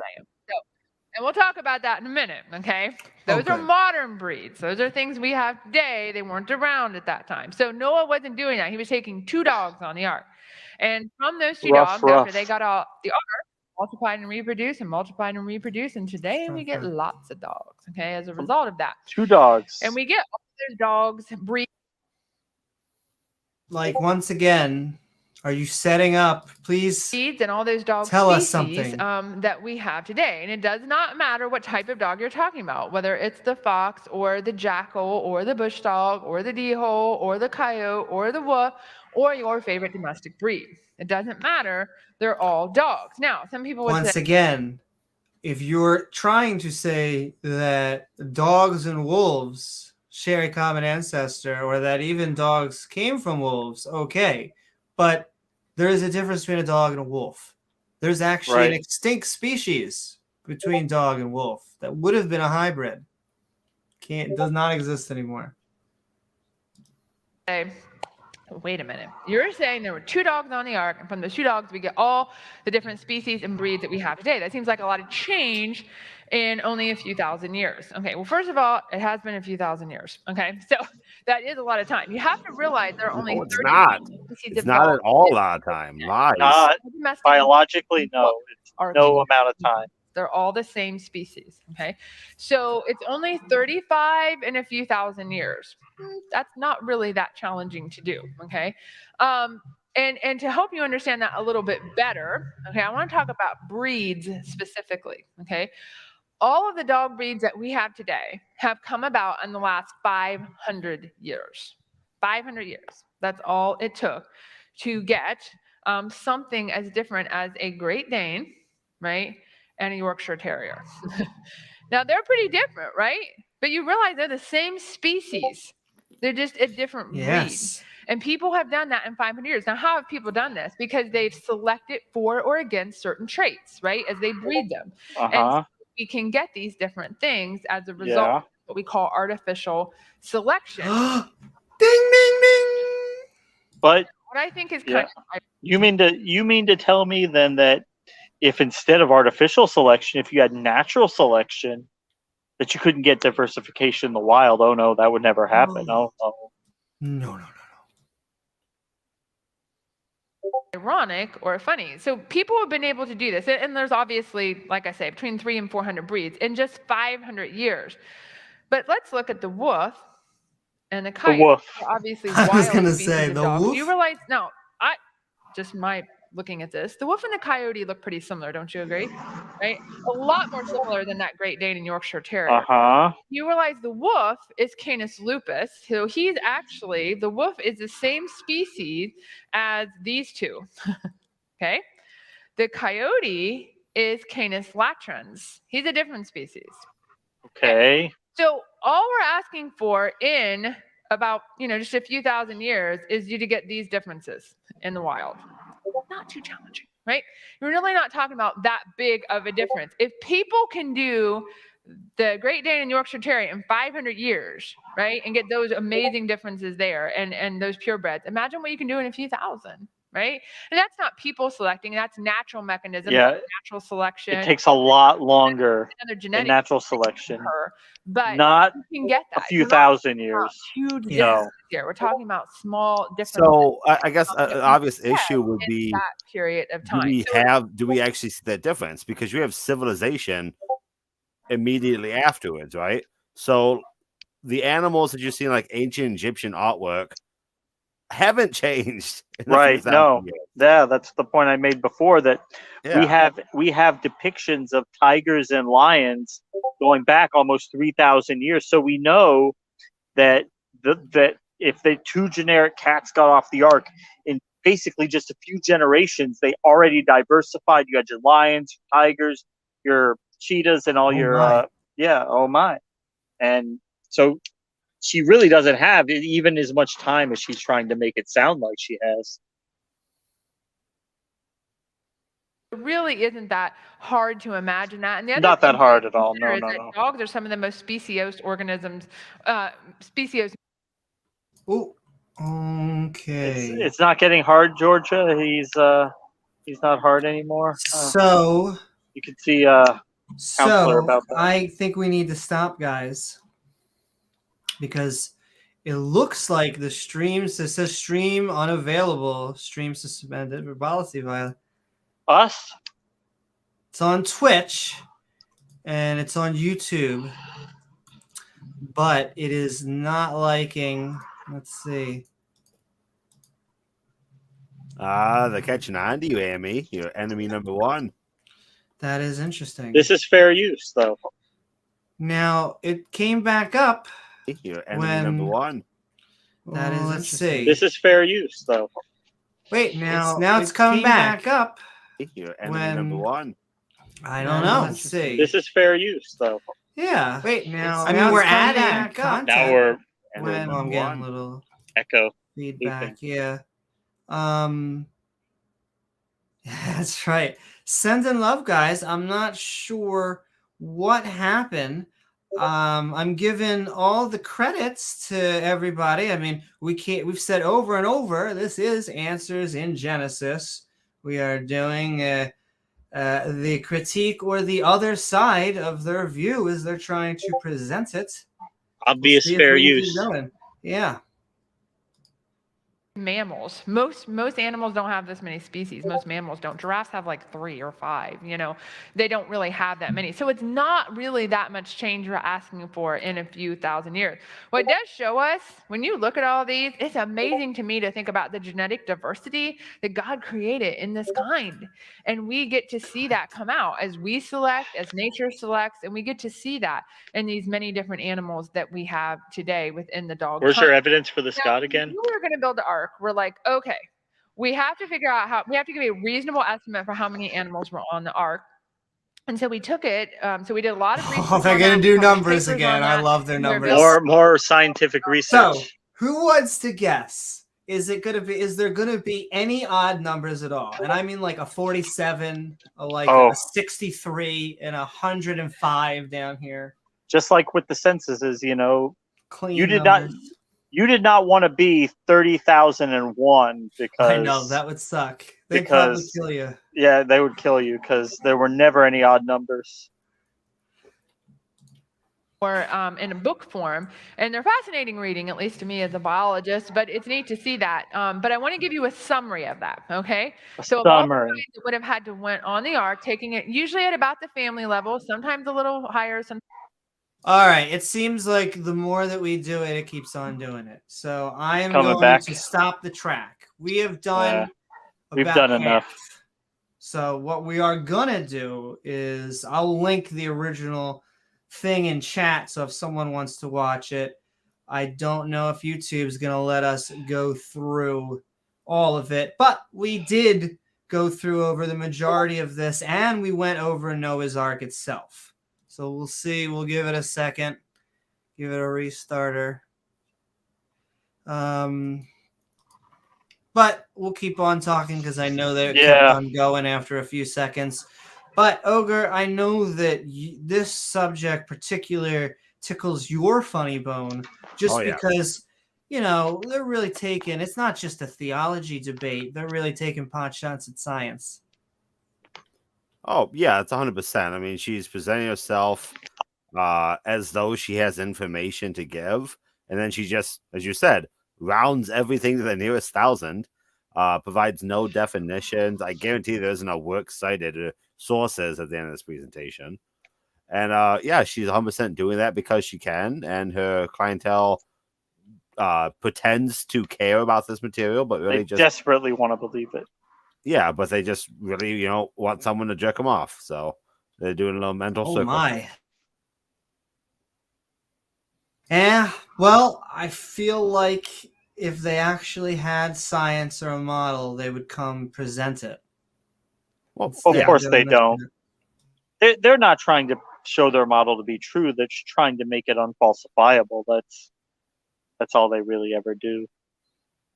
No, that's 100%, right? Well, they just want to make it sound professional, not actually be professional. It also looks like we're back. If you are listening to this on Randolph says reload it and the stream will be up.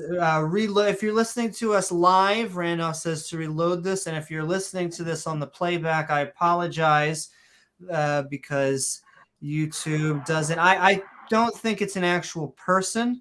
I think that it must be, you know, the algorithm. They are a bigger channel, I know, on YouTube. Answers in Genesis, though I still prefer Answers in Atheism. And so they got the wrong answers. That's right, the wrong answers. But that's okay, because what we are going to do is we're going to open it up to the open mic. So if you would like to join us, we have been skeptic and ranting on Noah's Ark and the flood. We started just by cracking open that chapter in the Bible before Answers in Genocide. Yeah, Answers in Genocide. Before we listened to a good portion of the opposing view. And thank you. I feel bad, Ogre, that you basically joined us and then they got scared. They wanted to run away. That was your bad luck, John, apparently. Oh, no. We're happy that you're here, and we are going to be moving into the open mic. I'll send the StreamYard into chat. I thought you were going to remind everybody that you're queer, as you said you're here. That's me. Yeah. Everyone's here. I'm queer. I'm also here, though. So I remember I did a video on my old channel that's now deleted, and I calculated the average amount of food and waste if everything was scaled down to the size of a small sheep. And how many sheep could you fit on the ark? And I did all those calculations. And simple stuff like the waste produced by animals is so incomprehensible, especially since the ark has 2 windows on it, I think. Yeah. Right? And they're going to go up and down with their shovel. I mean, just amazing. And then as soon as Bible Burner comes by to burn his Bibles, the whole thing is going to blow up. Right? From all the methane. Yeah, just, any scrutiny of the story shows it to be absolutely pointlessly ridiculous. Never mind the fact, they're keeping all these animals. There's no real way to do it without magic. You'd have to say God he kept doing magic the whole time. He kept all the animals alive. Magic. Right, you need the vegan carnivores to make this work, and so much ridiculousness. Vegetarian bird, of course. In the one debate with Ken Hovind, one of the guys said, I guess who was debating him is like, hey, you guys, God could have made it so the animals would produce no waste, and everyone's like, yeah, of course, yeah. But how scientific is that? God just poofing, okay, they'll make it no waste for a God year. sewing up all the animals' buttholes so that way the ark can make sense. Yeah. And I just want to send love out there. If you ever want to look for a stream on Twitch, we actually do multi-platform. So head over there. We are almost at 50 followers, which is their first level of affiliate. We're at 48 right now, which is actually frigging amazing. We're getting there. We're just got to get 50. And then the next big thing for Twitch is that you have to have try and get a community of people talking. So three people at a time. Yeah, exactly. Just hanging out and having a good time. So we just want to send love to all of you who send love back to us. And we already have Randolph Richardson backstage, which means we are Skeptic and Ranting and about to go into our open mic.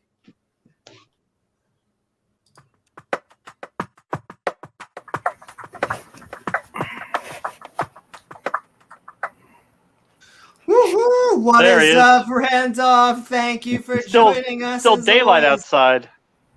Yeah, well, we got daylight savings time shift coming up soon, so it'll be interesting. It always is. All right, Randolph, the godfather of atheism. We really need more answers tonight. We have heard there's a giant boat, such a big boat. In fact, an ark, they call it. An ark that survived a flood for 40 days and 40 nights. Are you buying it? I don't have the money, so no. No, I don't believe it. Unless they can produce some gopher wood that when you construct things, they're much larger on the inside than the outside, then I think that might help. I suspect Doctor Who's TARDIS might be constructed of gopher wood as well, which would explain a lot. But I just don't buy it. I remember during the video you showed, they were mentioning 3 issues with that they think atheists focus on, and really what's going on. And I did put rebuttals to those issues. I'm trying to remember what they are. The ark, the flood, and the animals. Oh yeah, so the ark whole thing basically. Yeah, so of course the lack of evidence for gopher wood, I think, makes the claim of the ark rather incredulous. And the ark, sorry, what were the animals, right? Mm-hmm. So yeah, there's just seems to be discrepancies about how many animals were on the ark. So they're having trouble getting their facts straight on that. Either it's 7 or it's 2 of each or something like that. And the idea that all these animals, many who are predators of others, would just happily get along on the ark just doesn't make sense. They all need to eat, right? And then, of course, I encountered a children. Can I just pause you there for Randolph? What does anyone know what the hell the apologetic is? What did they feed the other animals? Was it just just lots of bread?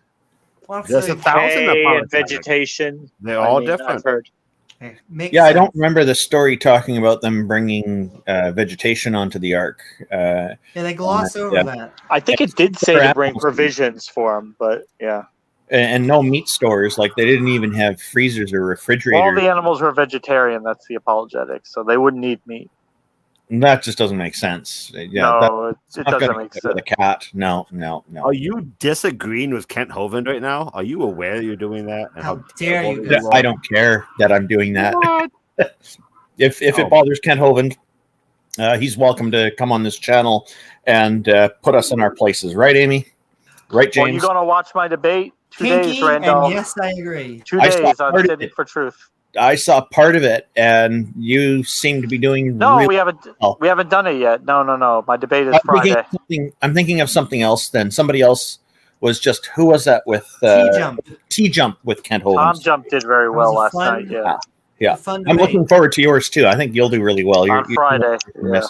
So, but when I was a child, I encountered a children's book. The cover had on it pairs of animals walking up the plank into the ark, walking up the ramp into the ark. Yeah. And there were lions and giraffes and some other animals. And the lions both had manes.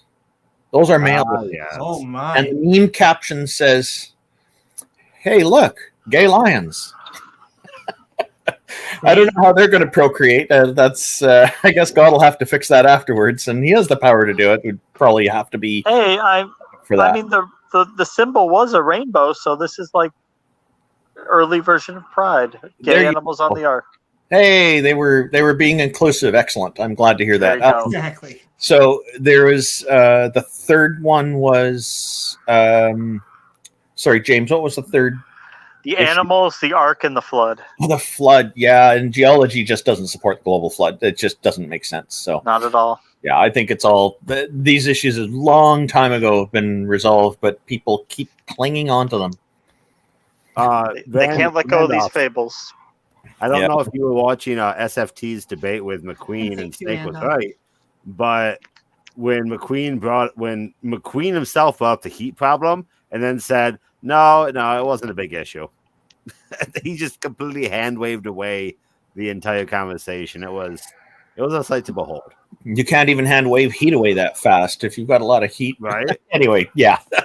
It's a lot of work to get that out of there. And that problem is, I believe that the creationists say that radiometric decay, because that's how they date the Earth, that it happened a lot faster in the past because how else would these rocks look like? They're billions of years old, but they're only 6,000.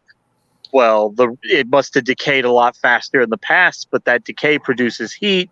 So if you condense all that heat down to just a few 6,000 years, everything heats up to astronomical temperatures, like hotter than the surface of the sun. Yep.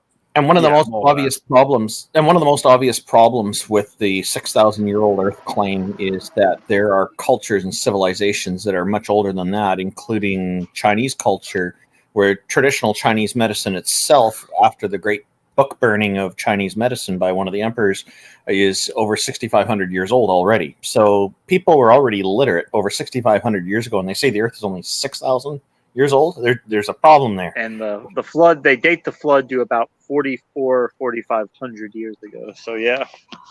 Oh, okay. Yeah. So that should destroy everything too. The water damage to books is going to be immense there. And then the flood problem. Another problem with the flood is if you have a global flood, the chemical makeup of the water changes all over the place. The pressures change, the temperatures change, the currents change. How many species of life in the ocean are going to die as a result of that? You see, Randolph, the oceans used to all be freshwater at the time, and then they just gradually, slowly became salty and diversified. So all the animals, it's happened so slow, they all had time to adapt. Okay, that sounds like a pretty big apologetic to me. Someone really needs to apologize for that one. And I don't mean you. Yeah. What was that, Orge? No, it's fine. There's nothing wrong with it. There's no problems. Am I saying your name correctly, Orge? I don't know how to pronounce it, so I'm going to assume you're right. Sometimes people call him Ogre or Ogre. Yeah, I see the R before the G. That's why I'm thinking it's Orge. I think it was a misspelling.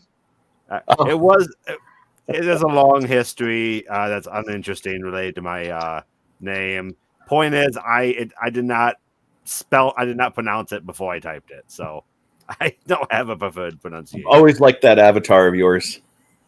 Yeah, you helped me find him. Yeah, he's pretty cool. Yeah, I remember helping you find the high resolution version of that. So a Lego robot, or yeah, it's actually from a comic strip, Exploding Dog Comics.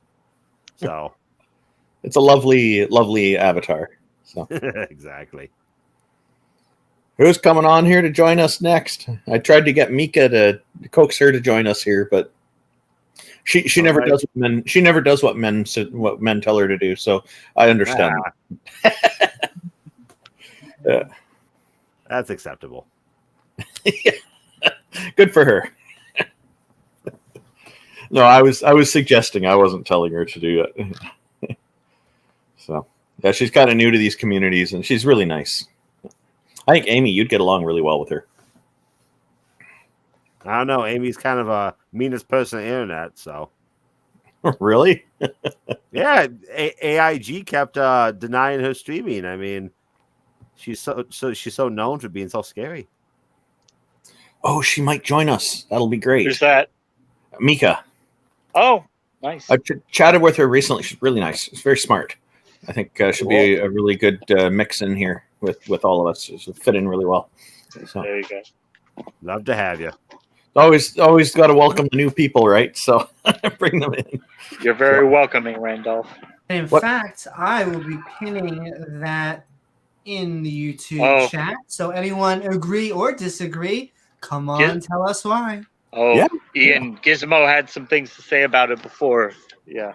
Yeah, I put the cat alert up earlier when I heard Gizmo meowing. He had a lot to say about it. Yeah, he's not too impressed with it. Let's just say that much. With the Ark, yeah. Yeah, he's not impressed by it. On Answers in Atheism, which is hosted by Speed of Sound, he earlier today showed a news article about how next to the Ark Encounter project by Ken Ham, apparently they're going to build a Tower of Babel there nearby. Oh my! And I'm wondering if the Kentucky taxpayers will be footing the bill for that one too. Huh. I hope so. I mean, Jesus, let's be honest here. A fake Tower of Babel. Yeah, and then I asked, I wonder what they're going to build after they get that one done, and it's like they're going to go on and on. They're making a lot of money if they can keep building stuff. That's right. It's the invisible product. Never runs out. Well, they're making it quite visible. They're making quite a spectacle of it all. Apparently, the Ark leaked a while ago, a year or two ago. It had some water damage, yeah. Yeah, and the insurance company wouldn't cover it because it was considered to be an act of God. I've heard that. That's all who had the last laugh. Oh, I thought that was just hilarious. I don't know how they ever resolved it, but definitely had to get it fixed. But I guess you've got more guests coming on, don't you? That's right. We got the vegetarian bird. We are actually talking about his origin story today. We are figuring out how he became a vegetarian. So I do want to welcome the bird. What is up? How are you doing today? Hey, bird. Skeptic and Ranting on Noah and the Flood. Well, I am very, very surprised that it's not 3 a.m. right now. Right? It's actually quite odd, but I like it a lot. It is early, yeah. So my origin story is the reason I became vegetarian. I was on the Flood on the big boat, and I was an eagle, and I couldn't eat meat anymore, so I just started eating hay, because that's what a lot of people say, that all the meat-eating animals started to eat hay. So that's how I became a vegetarian. I was there. It all happened. It's true. And that's my story, and I'm sticking to it. Well, wow. Yeah. So you could take your wife out for a nice dinner, a nice hay dinner. A nice hay dinner, yep. Nice and cheap, yep. And then another rain and ruin Can birds live off of hay? Oh, of course. I did. For 40 days and 40 nights. Lions, too, apparently, you know. Actually, if you confuse them, you could say 40 days and 20 fortnights. No, that's not right. That'd be less than that. That'd be like 4 fortnights or something, wouldn't it? Because in a fortnight, 14 days? 2 weeks. Sorry, 2 weeks. Yeah. 2.5 fortnights ish. Well, I guess it'd be 3 almost 40 days and 2.5 fortnights. Hey, Pat. We got Pat in the chat. Good to see you, Pat. Hello, everyone. Nice to see the crew laughing about a global flood that killed millions of people. Yep. You are all so heartless. Unless, of course, it never happened. That's right. But Pat, the Bible did. Go ahead. The Bible did say they were all evil, and they all true. Yes, even the women and babies and now. Just before Pat's ellipsis, I was going to say, "Oh, he's taken it out of context," and then the rest came out. There's the context.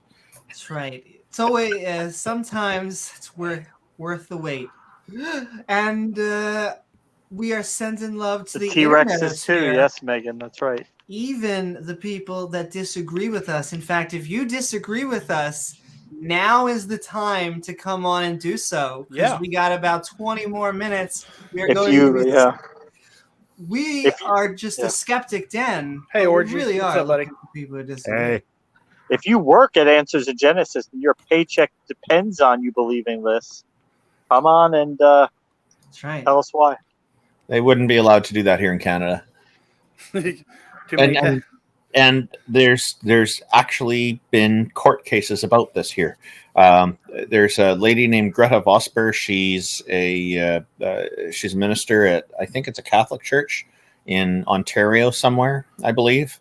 And they wanted to get rid of her when they found out she's an atheist. And so the government said, no, you can't do that. When she went to the government because of the wrongful dismissal thing. And then so she still works there. She still preaches. And some of the media have even asked some of the parishioners there what they think of her being an atheist. A lot of them are like, yeah, we're fine with it. She doesn't preach any atheism at the church. So she focuses on biblical stuff during church time and while she's doing her job. So it sounds like she does her job competently. And yet the church can't stand it. It drives them up the wall. They do not like our Canadian laws here. You do it just to troll them, don't you, Randolph? I love mentioning this because it just drives some of the Catholics crazy. Yeah. That's like Randolph with his pictures of the Kaaba in Saudi Arabia, Pride Month edition. Yeah, with the rainbows all over the rainbows and the pink. I can't show it right now, unfortunately, but because I'm on a new laptop that I have to get a few set up. But as soon as I got the banners up, I can show all those things. So just in time for Pride Month coming up. Oh yeah. Those are fun to go to. If you've got one in your town, go to it. It is an all day party. It just a Pride Month or a Catholic church. The Pride Month. Oh, okay. Well, no, it sounds like Catholic Church. It really sounds like you're talking about Catholic Church. Pride Parade is not at all like Catholic Church. I'm quite sure. Stand up, sit down, bend over. There you go. Right? Yeah. There'll be less gay people at the Pride than at the Catholic Church. More straight. Another area of the church is successful at. Okay. Yeah. And we are actually going to bring in Peter.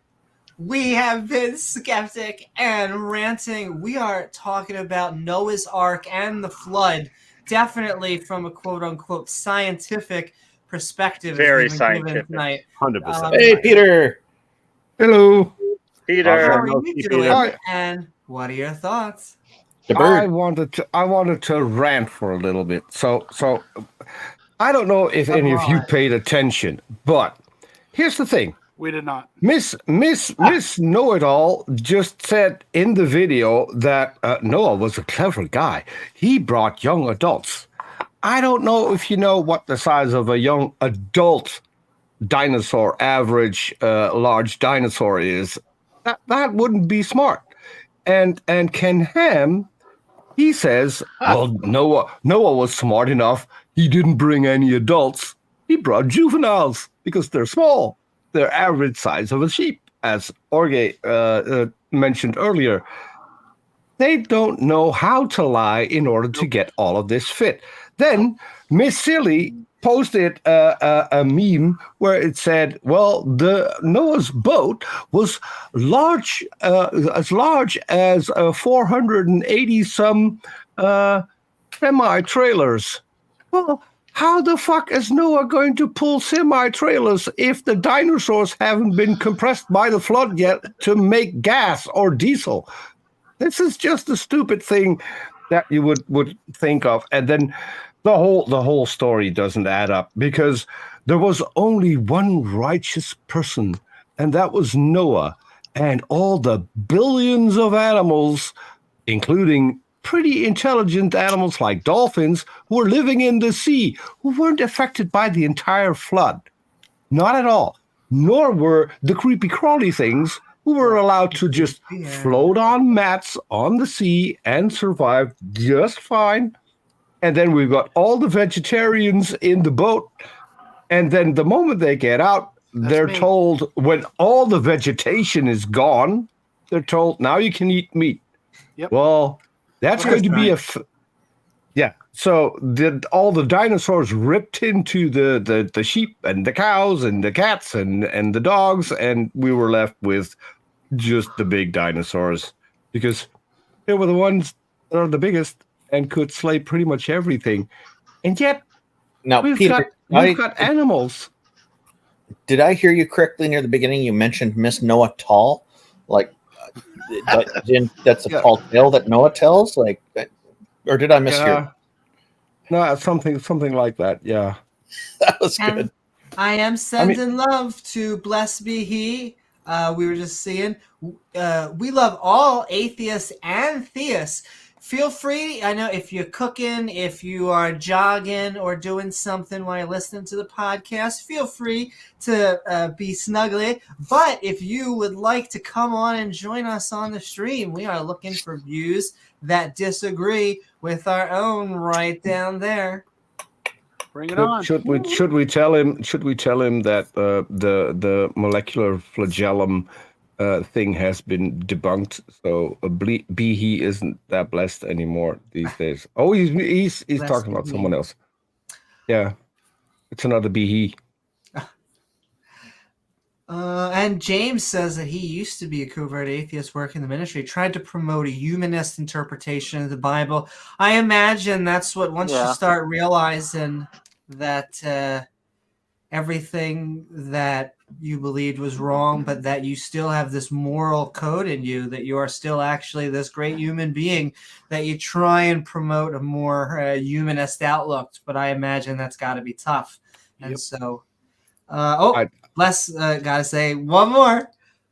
His fire can create or destroy your choice. I am interested in that. Go ahead and prove it. We'll wait. I can do you one better. My fire can do the same thing. That's true. I've seen him breathe fire before. It can create ashes, and it can destroy everything I throw into it. That's true. But we are going to bring in Soldier of Science. So sending love once again to atheists and theists. Don't feel pressured to come on. We like being spicy because we're trying to bring in all the views, especially ones that disagree with our own. We can't help ourselves. But Soldier of Science, that's how we roll. And ranting. Exactly. On Noah's Ark and the flood. Hope you are doing well. And I don't know, have you been convinced? It's a really big boat. Don't just think boat or even small boat. Think big boat. I mean, you don't have to convince me. I have come on to completely refute you, because the entire word of the Bible, when talking about the Noah story, what you fail to not read between the lines is that Noah was actually not collecting animals. It was DNA of those animals. Oh. That's right. That's right. You didn't know that. You did not know that. That's why they could fit over like 16 million kinds, species, whatever the hell they want to call it, is because he was ahead of his freaking time, Amy. Come on. He was collecting DNA. He was collecting DNA. he had the ability to do cold storage. I don't know if you knew that or not. I have a question. Yeah. Okay. Did he save any of the DNA from the gopher wood? I don't know. I think that I don't know if it's biblically written, but I think the DNA from the gopher wood deteriorates faster than like animal DNA that you save in, Arctic ice. For example. Completely legitimate statement right there. That's right. Right. And you know what else? I think biblically it states that the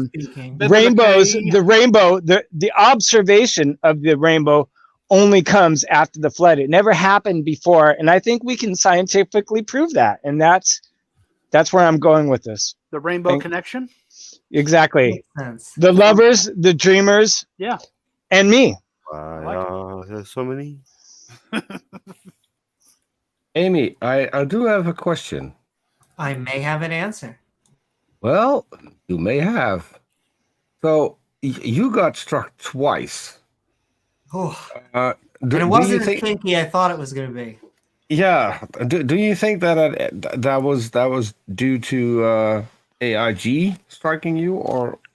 I would guess. I mean, there could be a theist out there or a young Earth creationist that's really peeved, so they kind of mass report the video for something like that. It could be the algorithm. Wait, I don't think that's a formal strike, is it? No, it wasn't a formal strike. If it was a formal strike, I think it would have took it down. And apparently, we about 30 minutes into about an hour-ish long video, it was pulling it down on YouTube because it was saying that if it was copyright or what exactly it was saying, but it was not happy that we were showing Answers in Genesis's view once again on Noah's Ark and the Flood. Feel free to check it out either way on their channel or the bit we went over here. The reason that I ask, would you want to risk showing another minute but in a different way? That almost sounds like an innuendo in itself. But I see. My problem is it going to complete the rule of 3 of getting right? So I'm not 100% certain. I do know that another channel that I know gets these strikes every once in a while, and they can just continue streaming once they've been taken down. But I don't know. I don't know. Well, what it seems to have been doing is I think when this gets processed, it's just going to cut those parts out. I imagine, but we'll see. Yes. We'll find out. Yes, it's going to make it into one entire stream again. I think James made a great point. Was Genesis and the Noah story the first time that we even hear about kosher law, even though they don't really talk about kosher law? But the two animals, clean animals, yeah. Is that the clean first and time? Unclean. I believe it is, yeah. I mean, because they don't really explain kosher laws to the Jewish people until Leviticus, right, or Deuteronomy, or something. I think you get some of it in Exodus, but yeah. So that's kind of interesting. So there was kind of a presupposition that the people during Noah's time already knew about clean laws before it's actually described in the Bible in later chapters. So I don't know. Interesting. But they were still vegetarians, so that's a good thing. Vegetarians like me. That's right.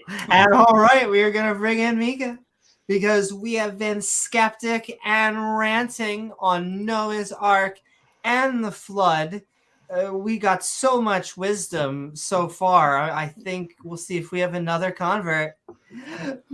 Mika, what is up? I hope you're doing well. We are talking Noah's Ark and the Flood. And what are your thoughts about not only anything that we've been talking about, anything that we watched, or about how awesome just your dinosaur t-shirt is? I know. I love that shirt. I was just about to say that.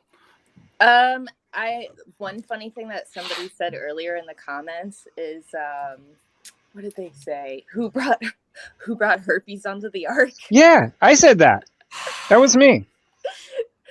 or any like, or any yeah. stomach bacteria. Like, I mean, how do you regulate 2 stomach bacteria versus 7 stomach bacteria? Well, I if mean, it's caused by worms, there's a medication for that called ivermectin, but that's only really for animals.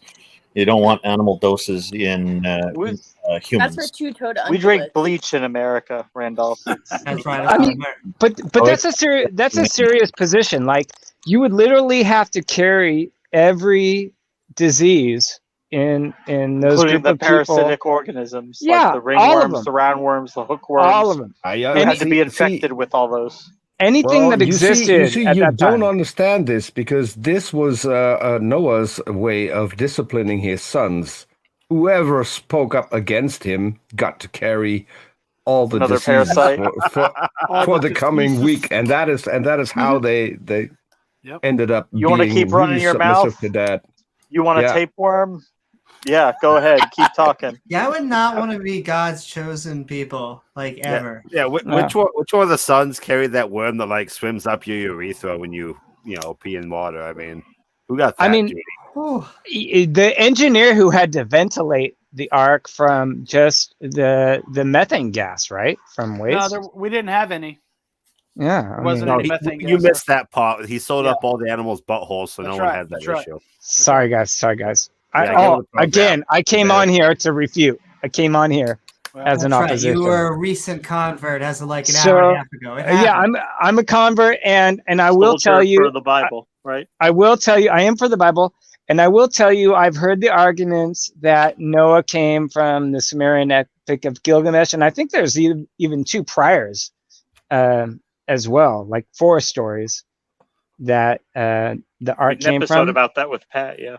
Yeah, and I just have to say that's bullshit, because how do you know? Like, how can you differentiate which story is older, right? We were there. I was there. I mean, come on. Man, so what? God was there. He was the first. Yep. And he wrote a book about it. That's another thing that I wanted to mention, because I've heard, I don't know who it said that there were no oceans. The planet started out with just an ocean. If you read Genesis, you see God's spirit hovering over the waters. So the entire planet was already in the state of Noah's flood, and then he created land. So people would have had boats, but so maybe it's a good thing that Noah's flood happened, because all the idiots drowned that had a boat and didn't get on it. I mean, what you don't understand is the water. It's the first instance of the Darwin Awards. I'm here to tell you. I'm here to tell you. All boats before the ark were too small to handle the rapid tides that happened as it rained and as water came out of the earth, apparently. And then what you don't know as well, as whales and dolphins were driven in the ocean to go towards the ark, Noah was like, you know what, it's raining, you guys are all cool. And they're like, you know what, we live in salt water though, dude. Like, I mean, isn't the fresh water back then? Well, no, that's not what happened. Everything you say now you're is wrong. going to be drowned out by one dog. You're wrong. You're wrong. Be drowned out by one dog on screen. No way. Everyone's now looking at the cute puppy, and no one is listening. James, you need to put a cat on the camera now. It's a little early. My network might die if I tried to do that. But I mean, that's just a great example of how we believe that dogs came from wolves in less than 6,000 years, but we also simultaneously believe that we can't evolve over millions of years. I mean, there it is. Yeah. There's the example right there. Like evolution didn't happen except for some turbo, magnificent jumbo evolution that happened right after Noah's flood and has since stopped. Yep. No, it's just speciation after the flood. That's what you don't know, my friend. It's just speciation. Which evolution does not exist. Come on. Is macroevolution. So you say theists will tell that to you, Speciation is macroevolution. That can't happen, except it happened after Noah's flood. I don't know, man. I mean, her dog right now could totally mate with like a 200-pound wolf. I mean, the sight would probably be disgusting, but it could. Mika's kind of new here. Why don't we let her introduce herself and say hi? Explain your dog's mating habits. Come on. Yeah, go into great detail about it. Hello. Hi. Hi. I really should have come on with a there you go, Randolph. headset on. Oh, there's the cat.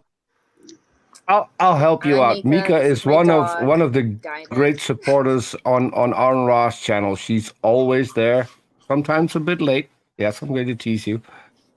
But she's one of the people who is pretty much always there during Quran lessons and is pretty feisty in chat when it comes to dealing with the Muslims in chat, which they get a little salty. Any believers, basically.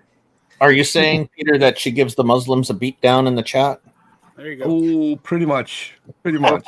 and it's fun to watch. Yeah, I bet it is. Yeah.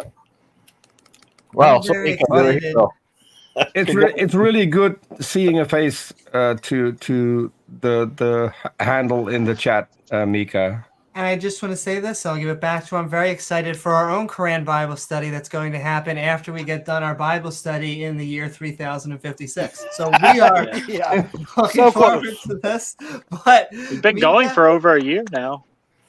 Exactly. We are on, what is it, episode 61, 62, which is kind of crazy. And once again, though, James, we're not actually taking a literal deep look at the Bible. Remember, us atheists, we don't actually read the Bible. Well, okay, maybe we read the Bible, but we read it too much, or we don't read under it or over it. Actually, we read the wrong verses. Yes, we read it the wrong way.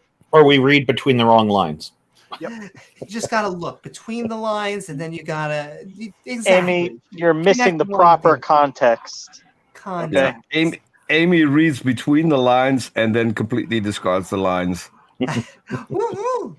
But yes, Mika, we are talking Noah's Ark and the flood. What does this story, mean to you? Were you a believer that believed in this? Or to me, it's funny because I did believe this at one point in like James was saying, the Sunday school version. Yep. And now I just look at it and it's like, what the hell? Yeah. This is pretty stupid, huh? So bad. I mean, personally, I don't know. I never believed in that. Like, I had a Greek mythology book, a dinosaur book, and a children's Bible book when I was little. And the Greek mythology book and the Bible, they read to me like the same thing. They're both mythology.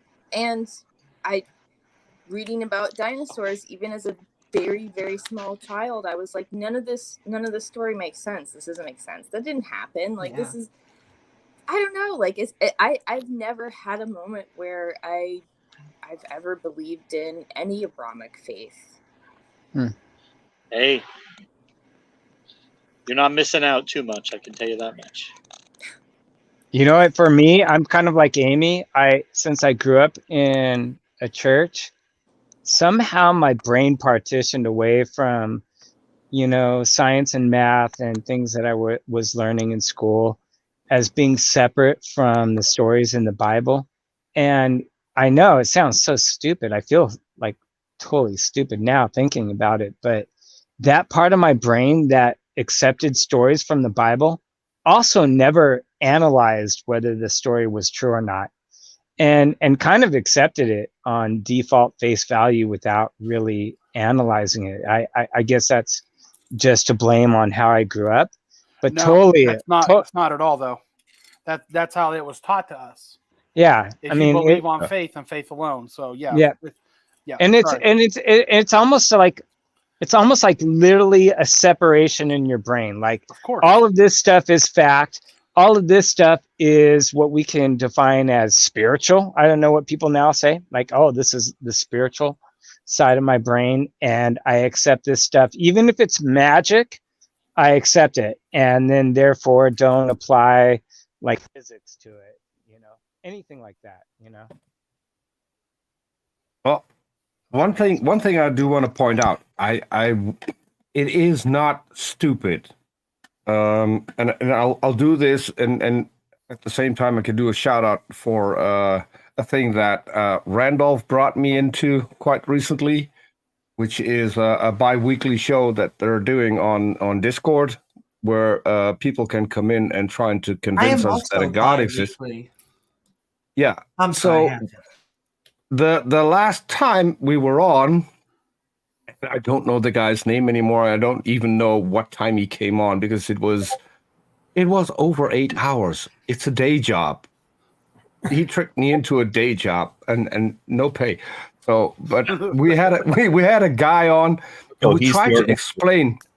Yeah, we tried to explain to him that the characteristics that God has in the Bible, being omniscient and omnipotent, can go together. His brain zoned out every single time we tried to explain this to him. He didn't get it. And at some point I told him, the problem is you can't get this, because the moment you get it, your God is impossible. Exactly. So your brain is now fighting against logic. And I think we took about 20 minutes, Randolph, trying to explain it. I tried, JL tried, you tried. It didn't connect. And I don't think it has anything to do with stupidity. It has to do with how you are formed as a child. You're not allowed to see these mistakes and these obvious flaws in logic when it comes to your gods. But that's my take. Yeah, well said. Yeah, you're taught to think critically, but not when it comes to your religion. You're taught to look at the flaws and the inconsistencies in other religions, and yeah, you can hand wave those away. They're obviously not true, but your religion is different. Yeah. So that stream just a few days ago on Sunday was it was 8 hours and 21 minutes altogether. It was much longer than I expected, and we get carried away. You ought to invite the preacher on. Oh, stop it! Sure. No. But Peter, stream. Peter. So Peter, you can look in the description, and I've put all the chapters in now. So the names of the different people and topics, you'll be able to find out from there. Yeah. Well, one thing I did want to say, and this is why I'd want to do a shout out for that, because the responses I got for both times that I was on there, I had theists DMing me in Discord wanting to continue the conversation because they enjoyed it. To me, that is the best thing you can aim for when you do a show like this, when you have guests on, and not everyone is happy with being cut off because of time restraint. But if they then want to continue the conversation and then tell you that they liked the format and they liked how they were being approached, I think it's a good thing. That is a good thing. Yeah, we try to make sure that we let people put out their full syllogism at the beginning, and try not to interrupt. It's sometimes that happens, and there are reasonable interruptions that are okay. Like you've probably noticed a few times, I'll interrupt them and ask them to clarify a term that they're using or something. But aside from that, we let them do the whole thing, and people seem to like to do that. And that is a frustration I have with some of the call-in programs I've seen, where sometimes the guests will be cut off before they can finish what it is they want to say. And I want to hear what they have to say. I'm an atheist. I want to hear what the theists have to say and get a full picture of what they're trying to convey. And that's why we use the approach. And and I've received good feedback from theists as well as atheists, And although most of the feedback is from atheists, so I'm glad you're hearing good feedback from theists. There's a few people who complain here and there, but they're in the underwhelming minority. And so to me, that's not a bad sign at all, that we're getting more people are liking it. And in the YouTube comments, I got feedback from stuff. I got feedback from 7 or 8 different people, all of which are theists, Christians and Muslims. Okay. So, well, please, yeah. And I want to say that you put an awesome team of people together there. Oh, that was Taco. Taco's the organizer. He's the one who did that. So I'm just putting the link into the chat so that people who want to know what show we're talking about can see the most recent episode.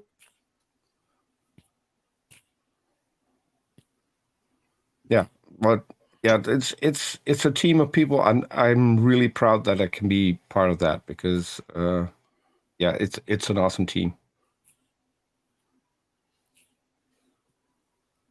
And I will say, we're going for about 15, 20 more minutes. Maybe. All right, I just put it in the live chat. Now. So what I'm trying to stress, and I will get your link up on there, Randolph, because you guys are talking about the lovely panel discussion where you invite theists. I have to say, I really have enjoyed those.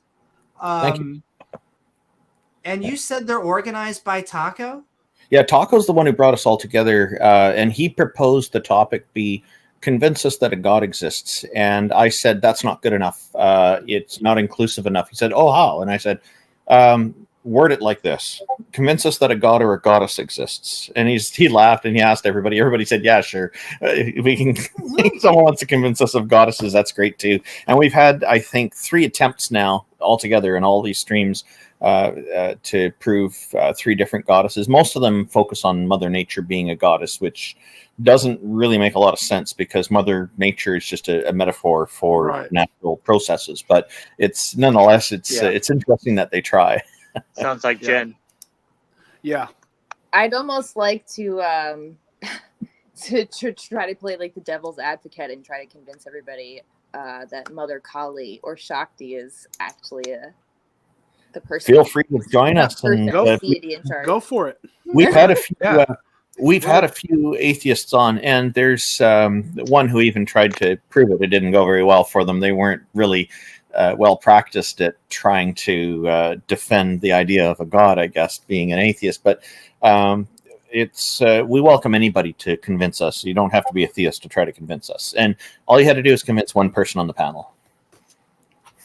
What's the prize? I mean, it's to me, if you're coming on and you have a thought experiment, that would be great too. Yeah. Oh, definitely. Because you can draw parallels between your thought experiment and people who actually believe in some sort of religion, and so there's still things that people can take away from it. So please do, Mika.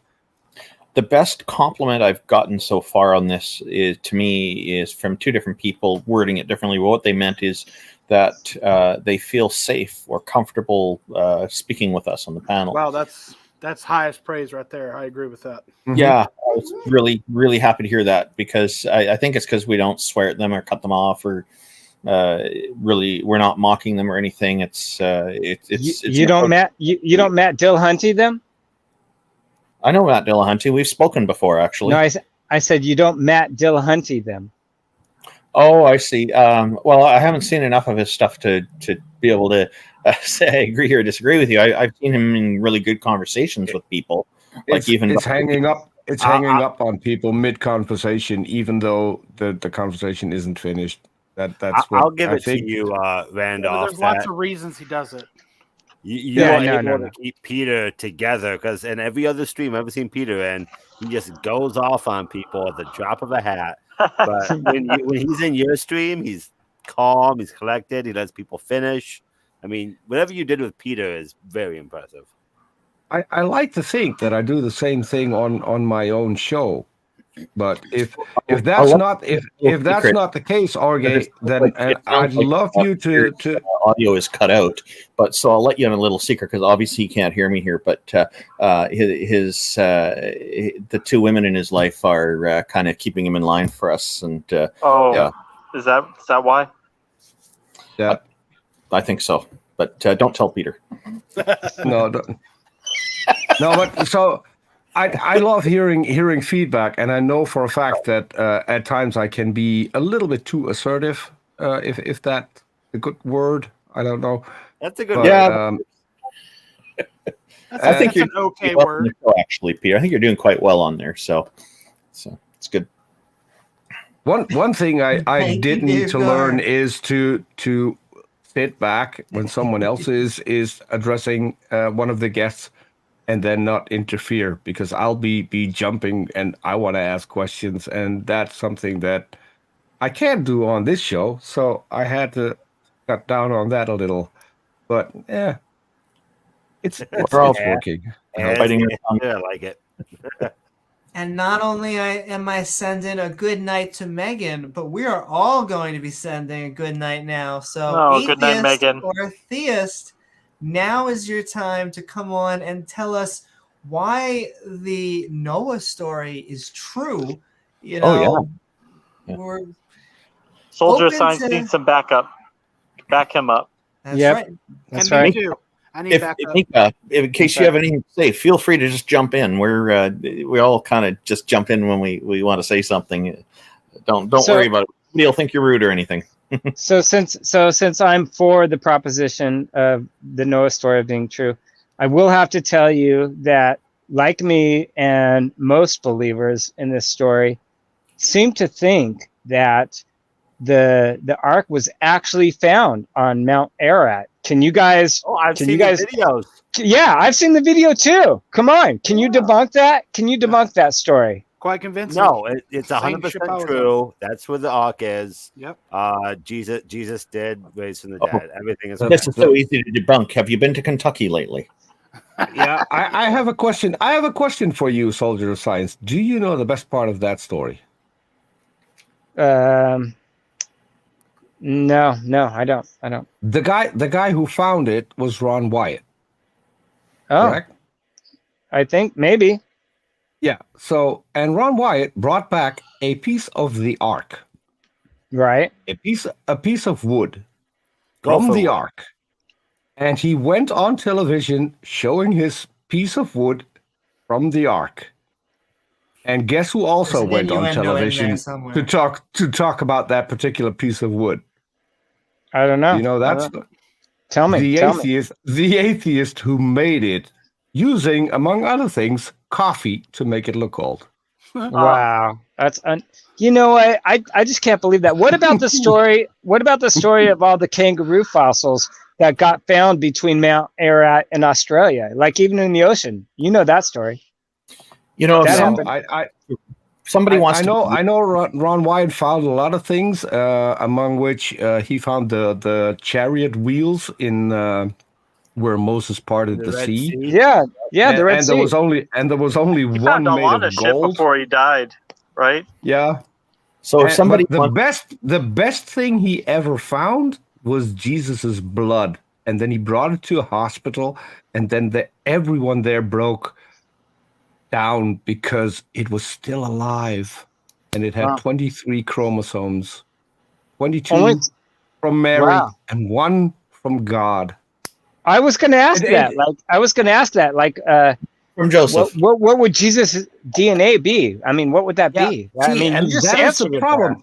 And that is the problem, because just after they examined it in the hospital, someone misplaced it, so it's lost now. They had a hematology lab there, I guess, huh?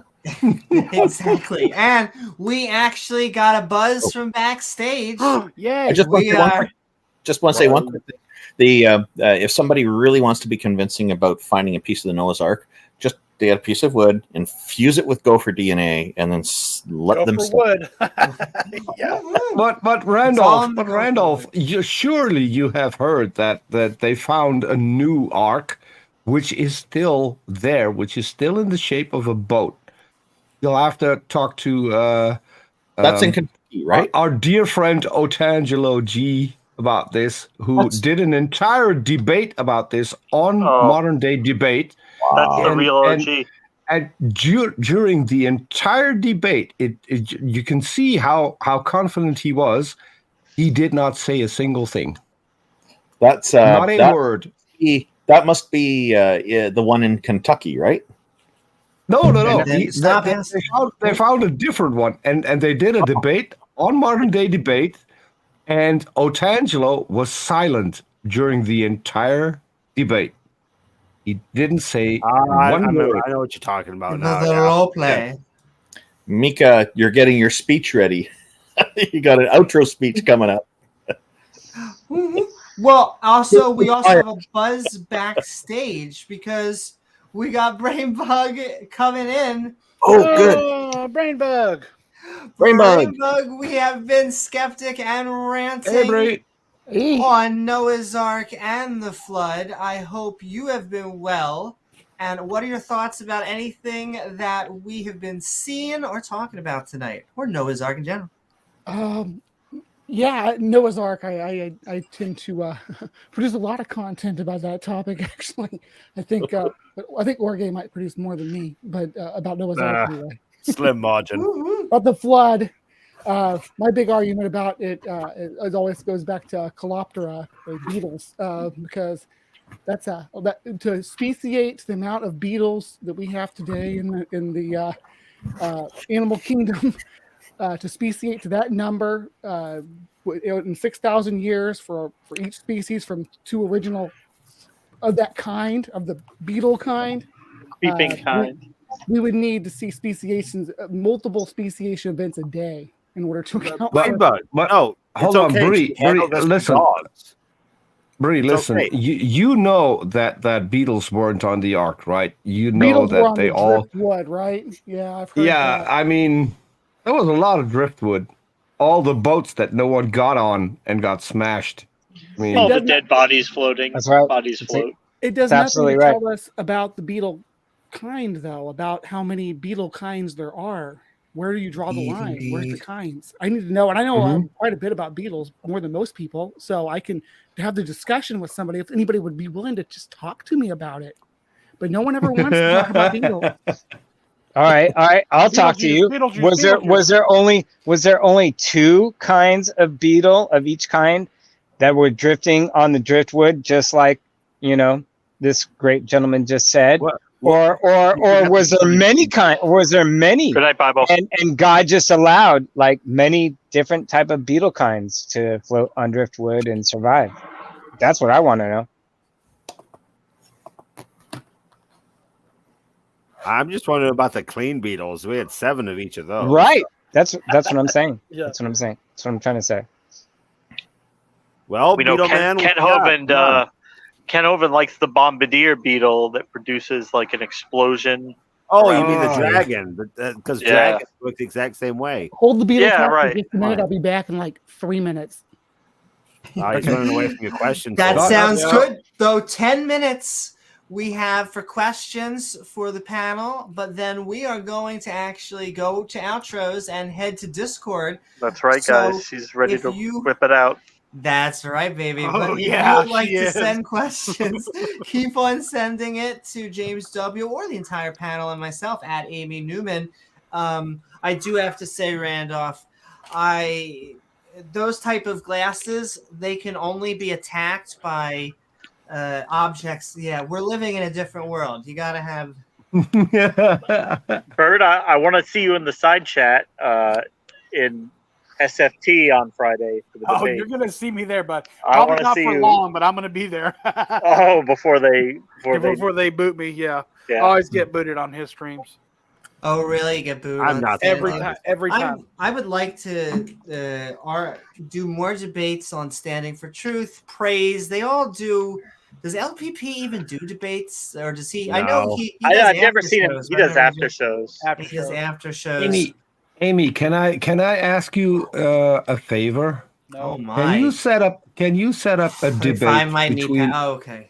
What? No. Can you set up a debate between LPP and the Sinister Porpoise? Oh my! Please. So Debate me, bro. they're all absolutely welcome to come on Debate Me, bro. I get the feeling the Sinister Porpoise would love to come on and have a discussion back and forth. Yes. But I can ask LPP. With LPP. We don't have a terrible thing. I'm trying to think what the recourse. What is the exact word? Or besides, he's a transphobic. I love asshole, but whatever. Oh, is it? Can Well, I can I just also put that on that? So the way to get rid of all that, not always, but it's, I mean, the number one pusher of anti-LGBT thoughts is religion. I mean, so what we really need to do is get rid of the religion. But he wasn't religious. Yeah, Amy, just one quick thing. Can I shill for the Sinister Porpoise? Peter, anyone who hasn't absolutely can shill for the visited that channel, please go over and watch the latest one about LPP. And I'm really proud that LPP? I got to contribute to that just a little bit with a tiny piece of South Park. Peter, Peter, are you trying to ask us if we're down with LPP? You don't know me. I don't think you're going to be down with LPP. He's trying to ask this. you: is it logical? Is it probable? Is it okay? Oh my gosh! Little I make a is mix the of that. PP. You down with LPP? That'd be so hilarious. Yeah, you know, Peter's the person to down do with little PP. That's what the. You guys miss my OPP joke there. But yeah, go ahead. I got it. I continue the song. Come on, man. I don't know. I don't know what joke I missed. I call him little PP, and I've been calling him that since he popped up in the atheist community, and that's probably why he hates me. So I don't speak Spanish, but I always thought it was LPP. No, it's little PP, little PP. Oh, I got that one. His initials are LPP for logical, plausible, probable. Although nothing he puts out, nothing he Randolf. says is any of the three. Yeah, nothing he says is logical. It's not plausible. It's definitely not probable. Yeah, when I first heard those guys, SFT and LPP, when I first heard them just audio only, I thought they were the same person. I thought they were, yeah. So LPP, his real name is John Maddox. He mentions that on the air all the time, so that's fine. Yep. He and I got into a debate once on Modern Day Debate, and he thought that for something that I said that it meant that I wanted to be God. No, that wasn't what I was asking. Oh, but the first half hour of that was him trying to talk about the definition of atheism, which is not what the topic was about. And I tried to move away from it. He kept pulling it back to just the most bizarre thing. You don't go by the Sanford Encyclopedic Dictionary, do you? You know. Not the septheist misinterpretation, no. No, I know. That's what he kept arguing. Because he got coached by somebody named McCrae. I'm trying to remember his first name. He got some coaching from him ahead of time. Yeah, that was a classic me and Amy's debate versus LPP on Modern Day Debate. That was over a year ago. That was a lot of fun with the wispy one. Oh yeah.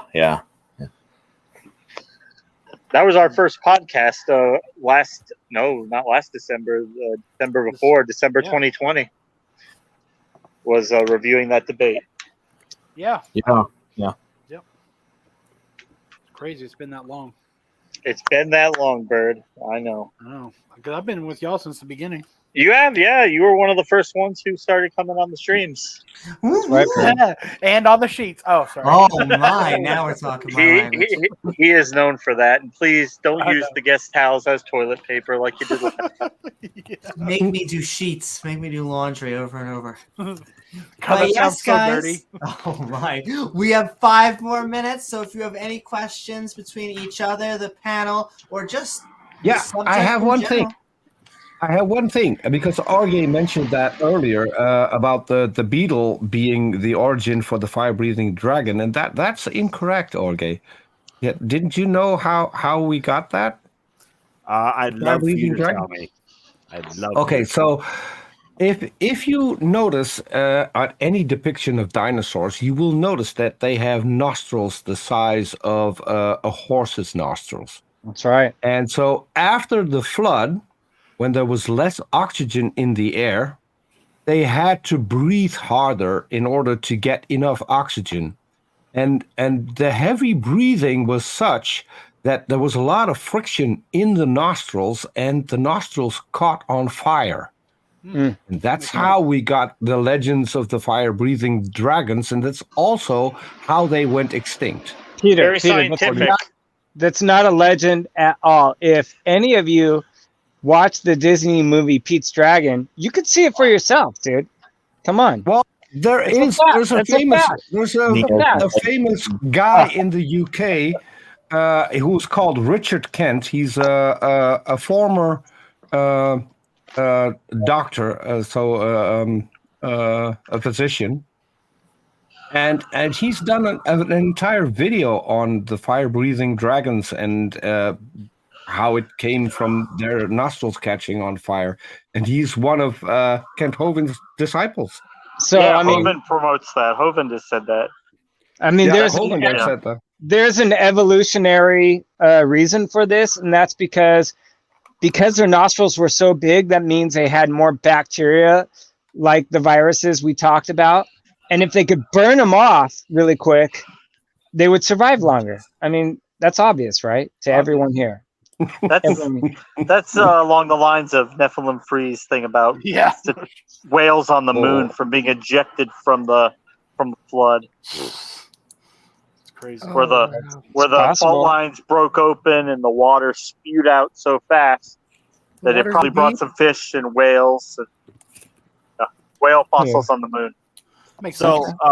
Just to check in, is Nephilim Freeze still a thing? I unsubscribed from him a while ago, and I feel like I haven't seen him lately. And I'm going to say this, and then I think we're going to move into outros. He came on here once a while ago, and he got self-triggered and rage quit. I was there for that. Sounds familiar, actually. You remember that, BrainBug? Continuing the fashion of if we just give them, as James said earlier, if we just give them enough rope, they kind of do it to themselves. So hey, but you have to admit, my man Nephilim Free has a serious argument against erosion and flood and layering and soldier. Don't do it. You know, come on. You know his whole entire geology argument about erosion, water. I mean, that's massive right there. That's massive evidence for all of us. That's a turd in your pants, maybe. Yeah, that's about it. And on that note, we are going to send how massive, actually, Amy? I would say it's about 15 foot of whale. With that, we are going into the open mic. I want to thank our entire panel for joining us tonight. We have been Skeptic and Ranting on thanks, guys. Noah's It's been Ark fun. and the Flood. It has been a blast. But before we head into Discord, Mika, check we private are chat. moving into our outros.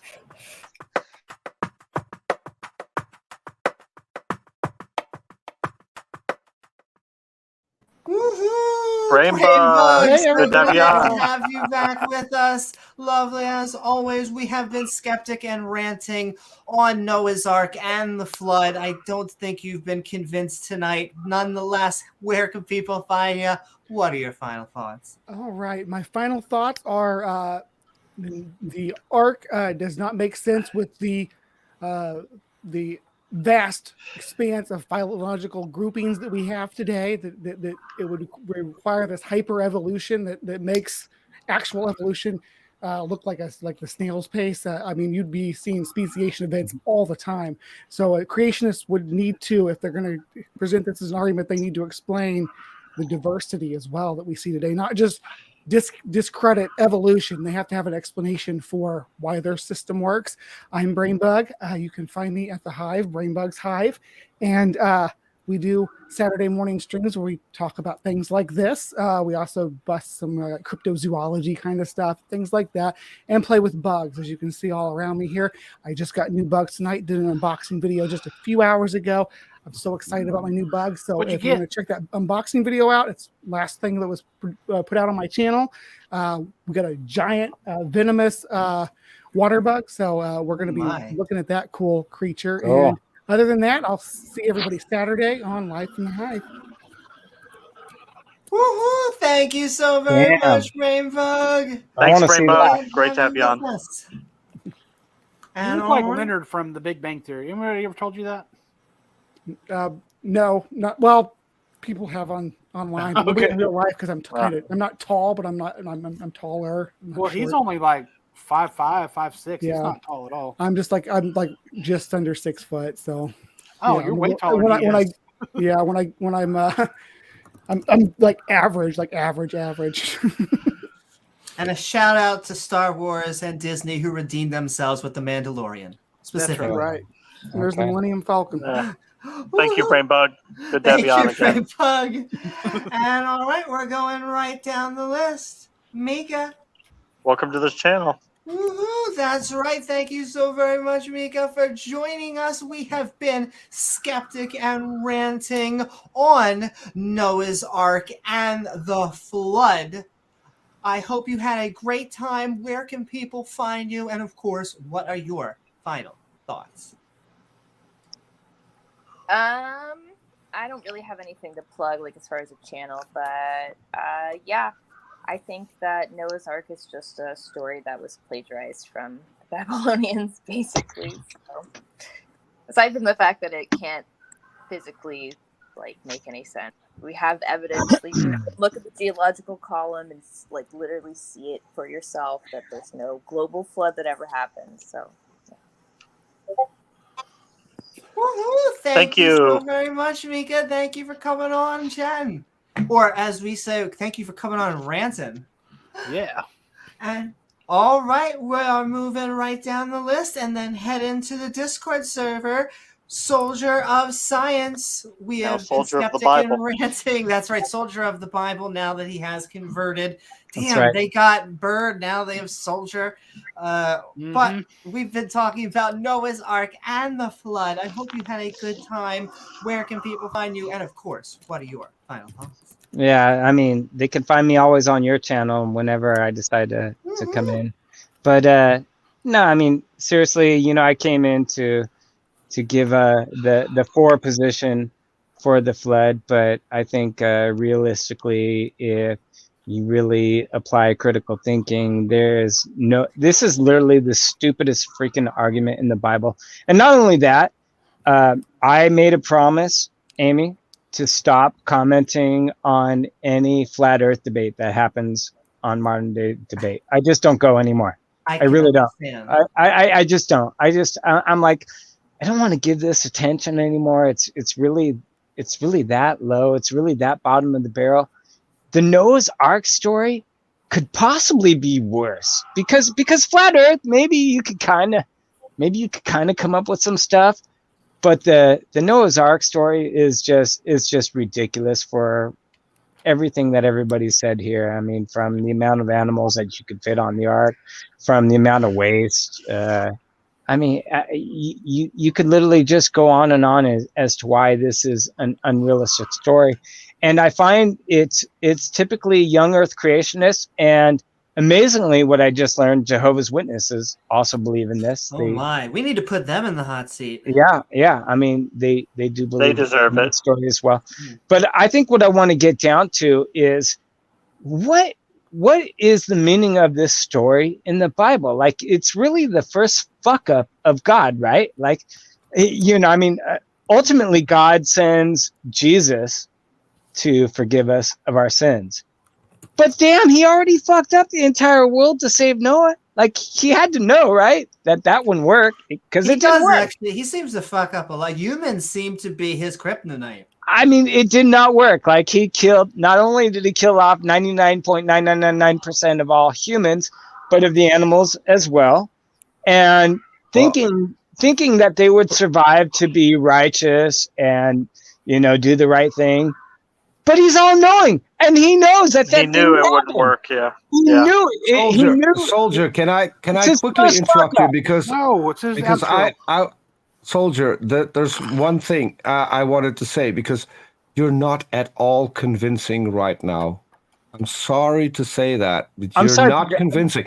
You are the only one who came on this stream with fishing rods. So you must have thought that there was something to it because look behind you. There's fishing rods. Do you know why, Peter? Do you know why, Peter? I live on a 40-foot boat in Ventura, California. So that's why. That's why. And so you don't believe in Noah's flood. Hold on. You don't believe in Noah's flood and you live on a boat. I do. I have firsthand knowledge of size discrepancies, waste, pumping water, for example. You have to have a fresh water pump. I mean, there's all kinds of things like ventilation systems. I know all about that because I live live from the Ark. I live on 40-foot boat. I thought it was a nice touch, though, having the fishing rods in the back talking about Noah's flood. Yeah. And if you started earlier, I would have showed you the sunset as it was going down. But regardless of that, it is a lazy man's theory of the Bible. And in all honesty, if you're a Christian, what does the Noah story do for you as far as Jesus forgiving your sins? It does nothing for you. So, I mean, it's an intermediary between the Adam and Eve story and original sin and Jesus dying for your sins. And so that intermediary story is strictly taken out of mythos and Sumerian epic and so forth and put in, and it's forced Christians to have to believe this story when it's completely unnecessary for them to do so. And that's all I have to say. I think it's just kind of like every once in a while they want to see God just stick it to these evildoers like Sodom and Gomorrah, like oh, everybody was wicked and God killed them all, and all those gay people in Sodom and God killed them all because he's a righteous God. That's right. Yeah. But he loves you. He loves you. He has perfect love and perfect justice, Peter. He's all loving and he's all justice. Yeah. Thank you, Soldier. And Peter, we have been talking. In fact, some would even say we are skeptic and ranting about Noah's Ark and the flood. I hope you had a good time. And where can people find you among many? And then, what are your final thoughts? Okay, where can people find me? Randolph just beat me to that. Thank you, Randolph. He put up the link. Randolph's on the payroll. People can find me on YouTube, youtube.com/gonna-go-for-it.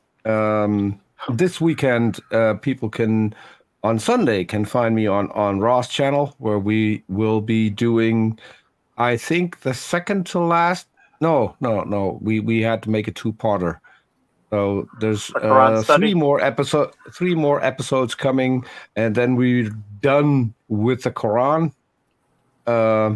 We did have a Muslim apologist, I'm sorry, pretty good, decent guy on last time, which is why the last show went into being a two-parter.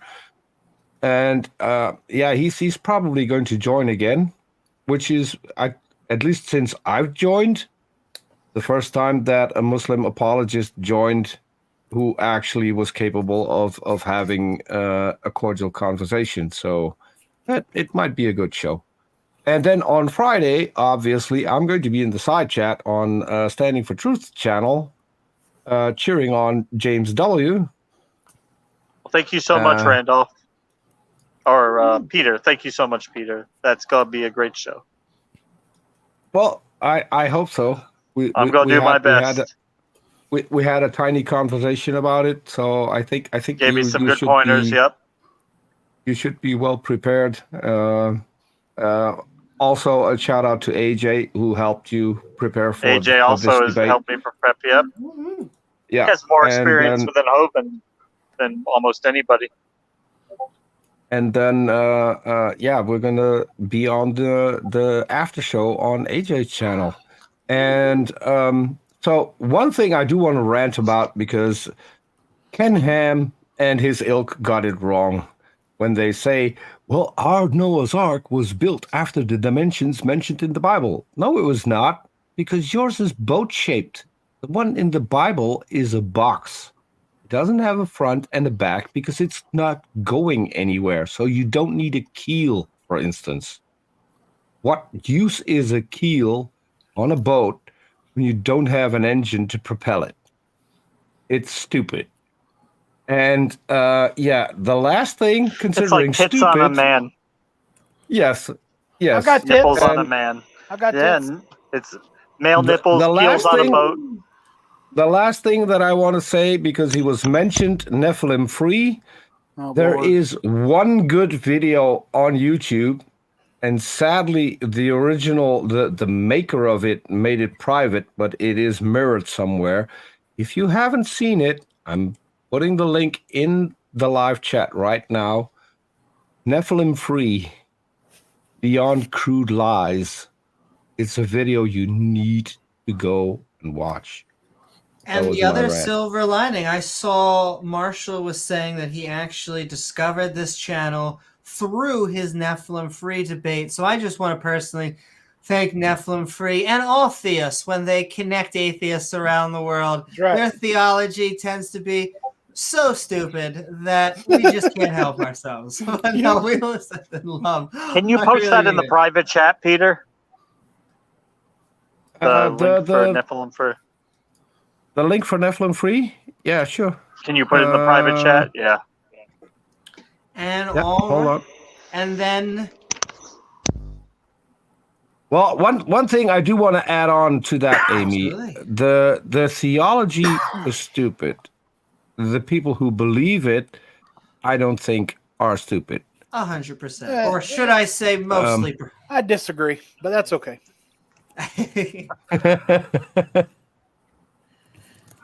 Okay. But yeah, thank you so very much, Peter. Thanks, Peter. Sounds like something is on your final I tongue. copied part of the message after it, but the link is in the private chat as well.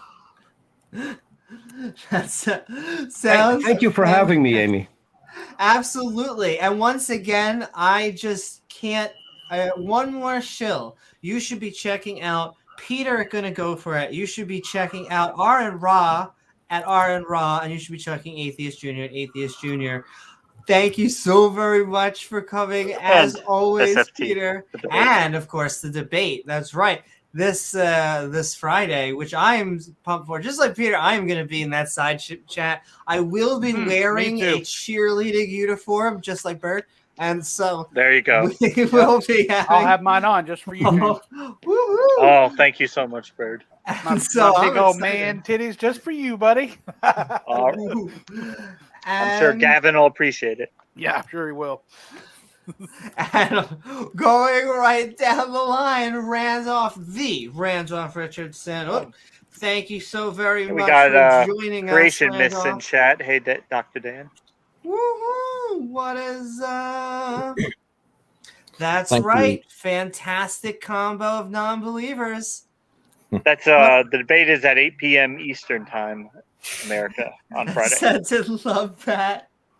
But Randolph, we've been not only has this panel been very skeptic, we can't help ourselves. We have been ranting on Noah's Ark and the flood in general. Where can people find you around these great inner tubes? And of course, what are your final thoughts? Well, people can find me at my YouTube channel at www.youtube.com/Randolf Richardson. And that's Randolph spelled with an F at the end, not PH, no matter what autocorrect tells you. And I also run an organization here in Canada called the Canadian Atheists, which you can read more about at the website www.canadianatheists.ca.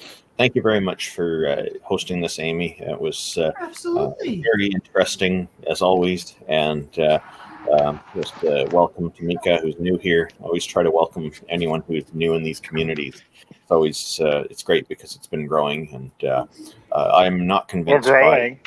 I'm not convinced by the Bible story about the ark. There's just way too much wrong with it. It just doesn't add up. And to me, the biggest and most interesting point is the one about the gopher wood. And the reason, in case anybody's wondering why I mentioned gopher wood, is because it's one of the specifications provided by God, according to the Bible, that the ark be built of gopher wood.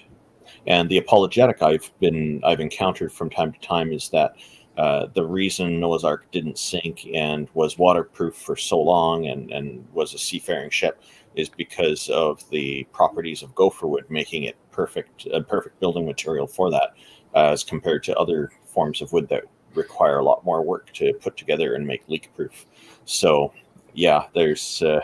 I know there's some people who contest it and say that gopher wood doesn't really mean gopher wood, and they seem to say that about a lot of things in the Bible that aren't what they say they are. But it's one I like to pick on a little bit because it's fun. Woohoo! Thanks, Thank Randolph. you so very much, Randolph. Thank you to everybody for tuning in. Yeah, thanks, Amy. Thanks, James. Thanks, everyone. And actually, now that I'm looking at my... Yeah, you skipped over me. Yeah, vegetarian bird. I can't believe. I almost went over. This is your origin story. I'm so very sorry. It's all good. The vegetarian bird who has found his journey in all of this craziness and rain. Yep. I would say. Yep. I hope you not only had a great time, but really, I really need to know your thoughts about this whole situation. Well, thank you for asking. And yeah, you just need to believe on faith. That's all I got to say. Thank you. See, have faith in your faith, Kurt. So simple and yet so scientific. That's what I always say, right? Thank you so very much. The one and only vegetarian eagle specifically. Specifically, thank you. Thank you for clarifying that. How do you get your protein? Through hay. I ate a lot of hay when I was on the ark. I see. Yep. Exactly. We need to delve into this a little bit more, but we're trying to wrap up, so I'll... Thank you so very much, Bird. And all right. Thanks, Bird. Yep. We're gonna go. We had a special guest host, at least for a little while, up until it's always the man. They're trying to push us down, though we do send love to our YouTube gods. But Orge, the one, the only, I am sending the man, to the you, myth, the man, legend, the myth, the legend. Are Scott you talking about Sterling. Moses? Yeah. Moses. He's the lesser known brother.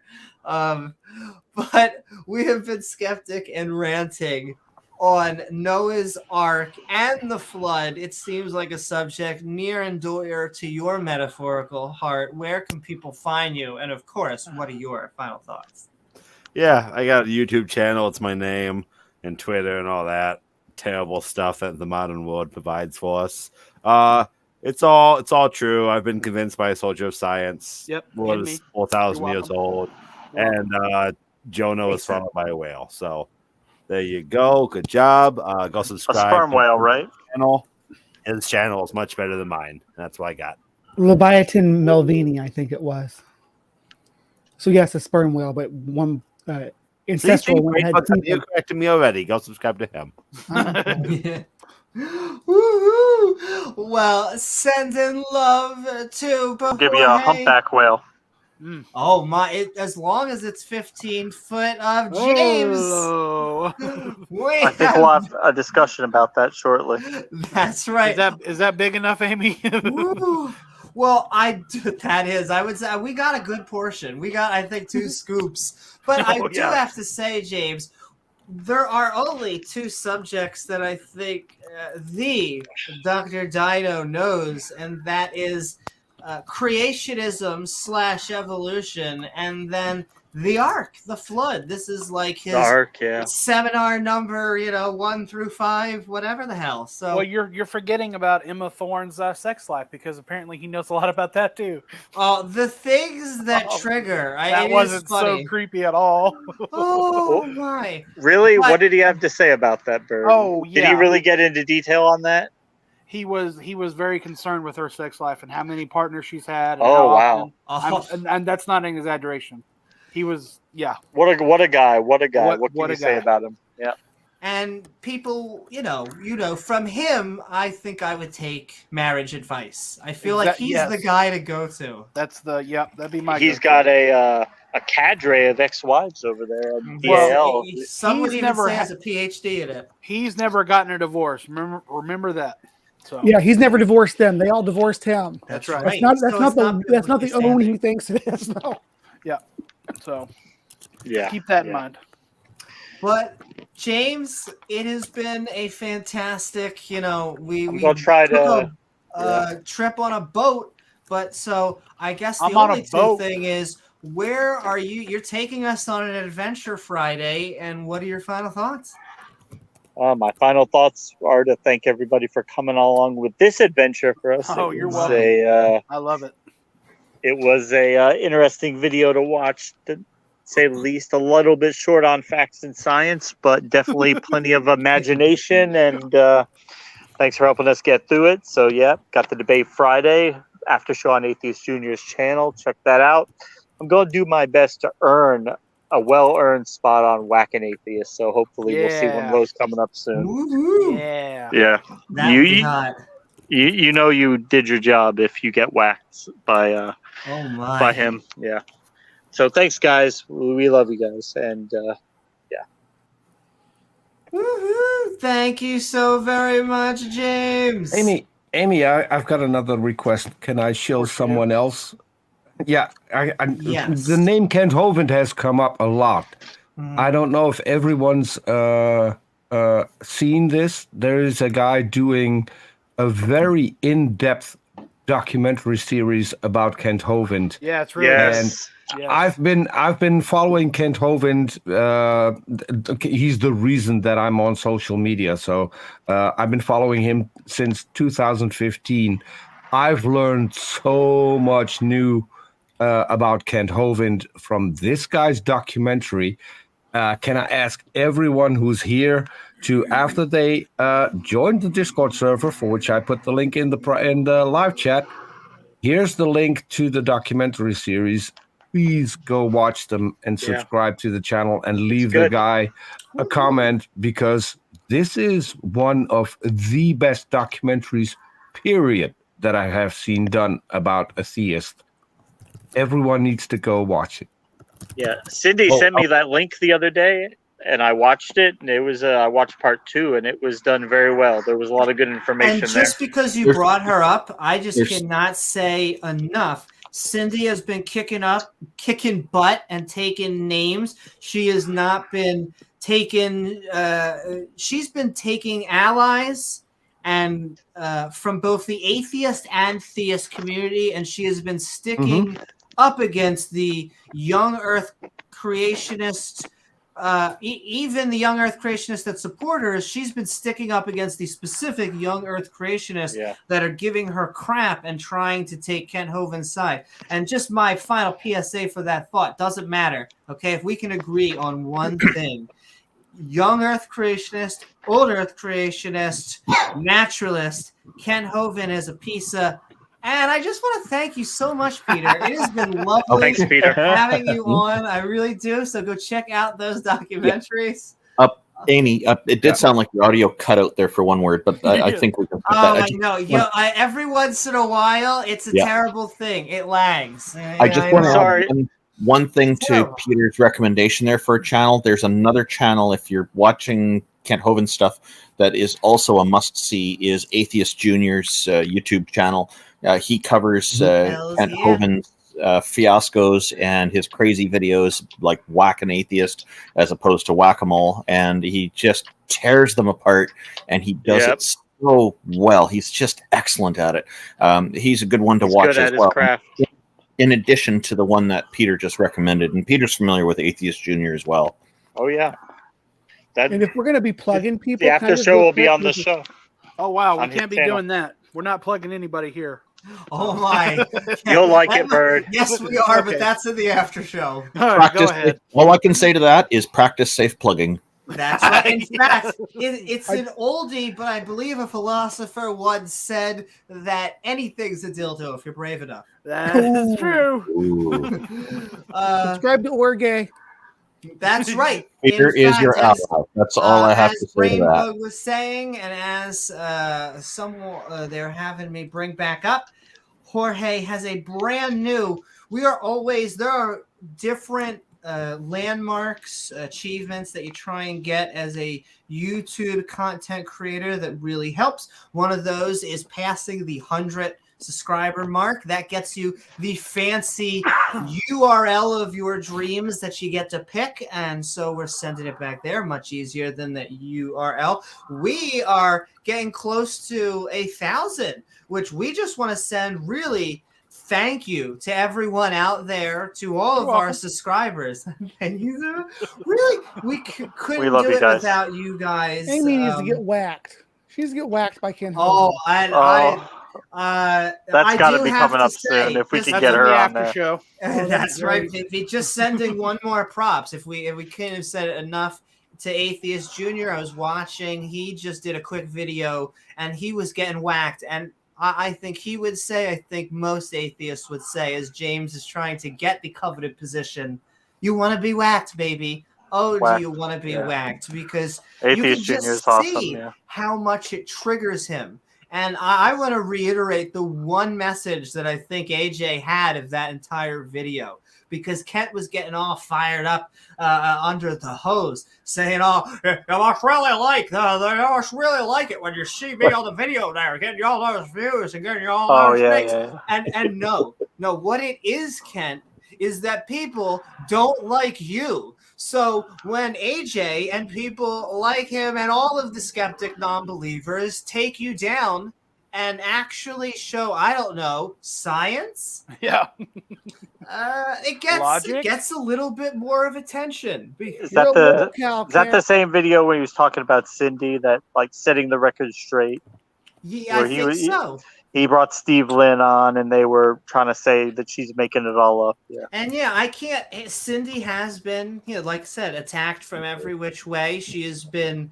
She's went on AJ's channel. She's been on our channel. Been on several channels. She has been on, but yet I've seen her go on creationist channels. I've seen her go on other theist and creationists. Sal is the young Earth creationist. So it's not about religion to her, ladies and gentlemen. It's not about religion to us. It's about really just sticking about the truth and being decent human beings. Yeah. Newman, focus. Focus. F-U-C-U-S. What does that spell? A great weekend, ladies and gentlemen. The last thing I will say before we head in is Newman, listen to me.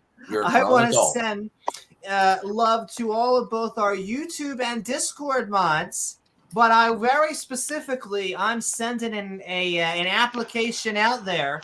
If you hang out often on the Facebook or the Twitches of the world, we are looking for Facebook and Twitch admins and mods. So if you are up to the task and want to hang out on either of those, send love. Send us a message on Discord. Exactly, on Discord. Tag James W. or myself, either on Discord, or you can find my email on here or in the YouTubes. So with that, number one, I do like being on my knees. Oh, wow. Look, when you're good at what you do, you never work a day in your life. That's right. I do want to thank... I wonder what Ken Oven would say about that. Oh, my. All of you out there for joining us on this episode of Skeptic and Ranting, Noah's Ark and the Flood, where tonight we watched a video called Noah's Ark and the Flood. Science confirms. Sit down, Georgia. Google. Yeah, it makes sense. Yeah, I know. Look, she is. It's so funny. It's Is that a book of salt on the when you're floor of Bible? smart, sometimes you're actually very Salt the Bible, yeah. You get good, son, at actually presenting very silly things in a well-organized manner. But it's not a small boat. And it's funny because we only got about halfway through, but both point 1 and point 2 were basically, but the boat was actually big. It was a big boat. So I get the feeling I know what point 3 was going to be if we could follow that chain. I like but the rebuttal about the keel. I mean, it should just be a big floating box. Peter's right. Exactly. You just need just gotta float.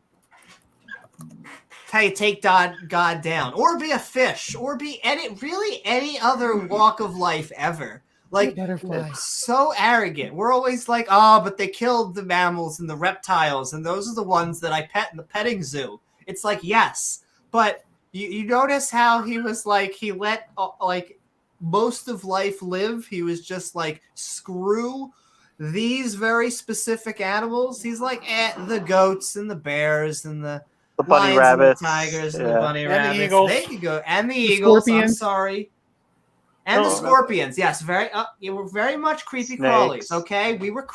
I love how, and that is my favorite term in the Bible is like the creepeth thing, because it's like they're not even trying. It's like a dude. You can tell a dude that wrote this definitely wasn't the one to collect bugs out of the house. Creeping thing. This creeping thing. Yeah, creeping things. Has more than very 4 legs. Specific. It's got more than 4 legs. If it doesn't, it's an abomination anyway. So does my ex-wife. Ho! Thank you, Ken. No. But yes, we did. We're here all night, folks. That's right. Tip your waitress.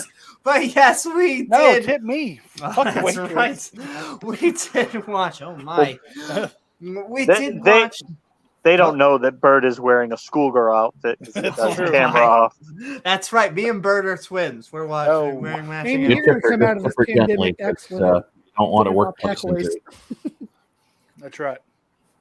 I agree. Also, we have been watching, of course. Woohoo! It's from the channel Answers in Genesis. Not quite as good as Answers in Atheism from Speed's channel. But we do hope that you had some fun worth drowning over. They got the wrong answers. That's right.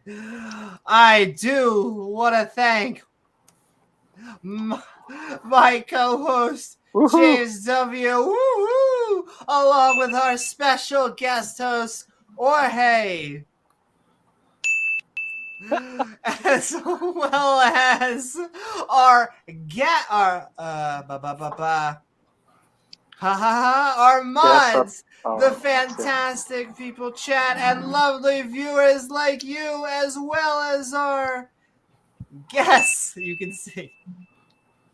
Ding, ding, ding. There we go. Randolf.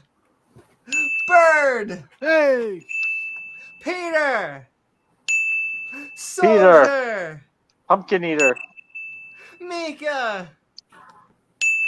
Where did she go? And BrainBug. And like I was saying, as well as all the people in chat, our awesome mods who make this our stream producer game. Gizmo. And of course, our producer Gizmo, who, you know, is really running the things back stream. And of course, lovely viewers like yourself. If you enjoyed the show, please like, follow, or subscribe.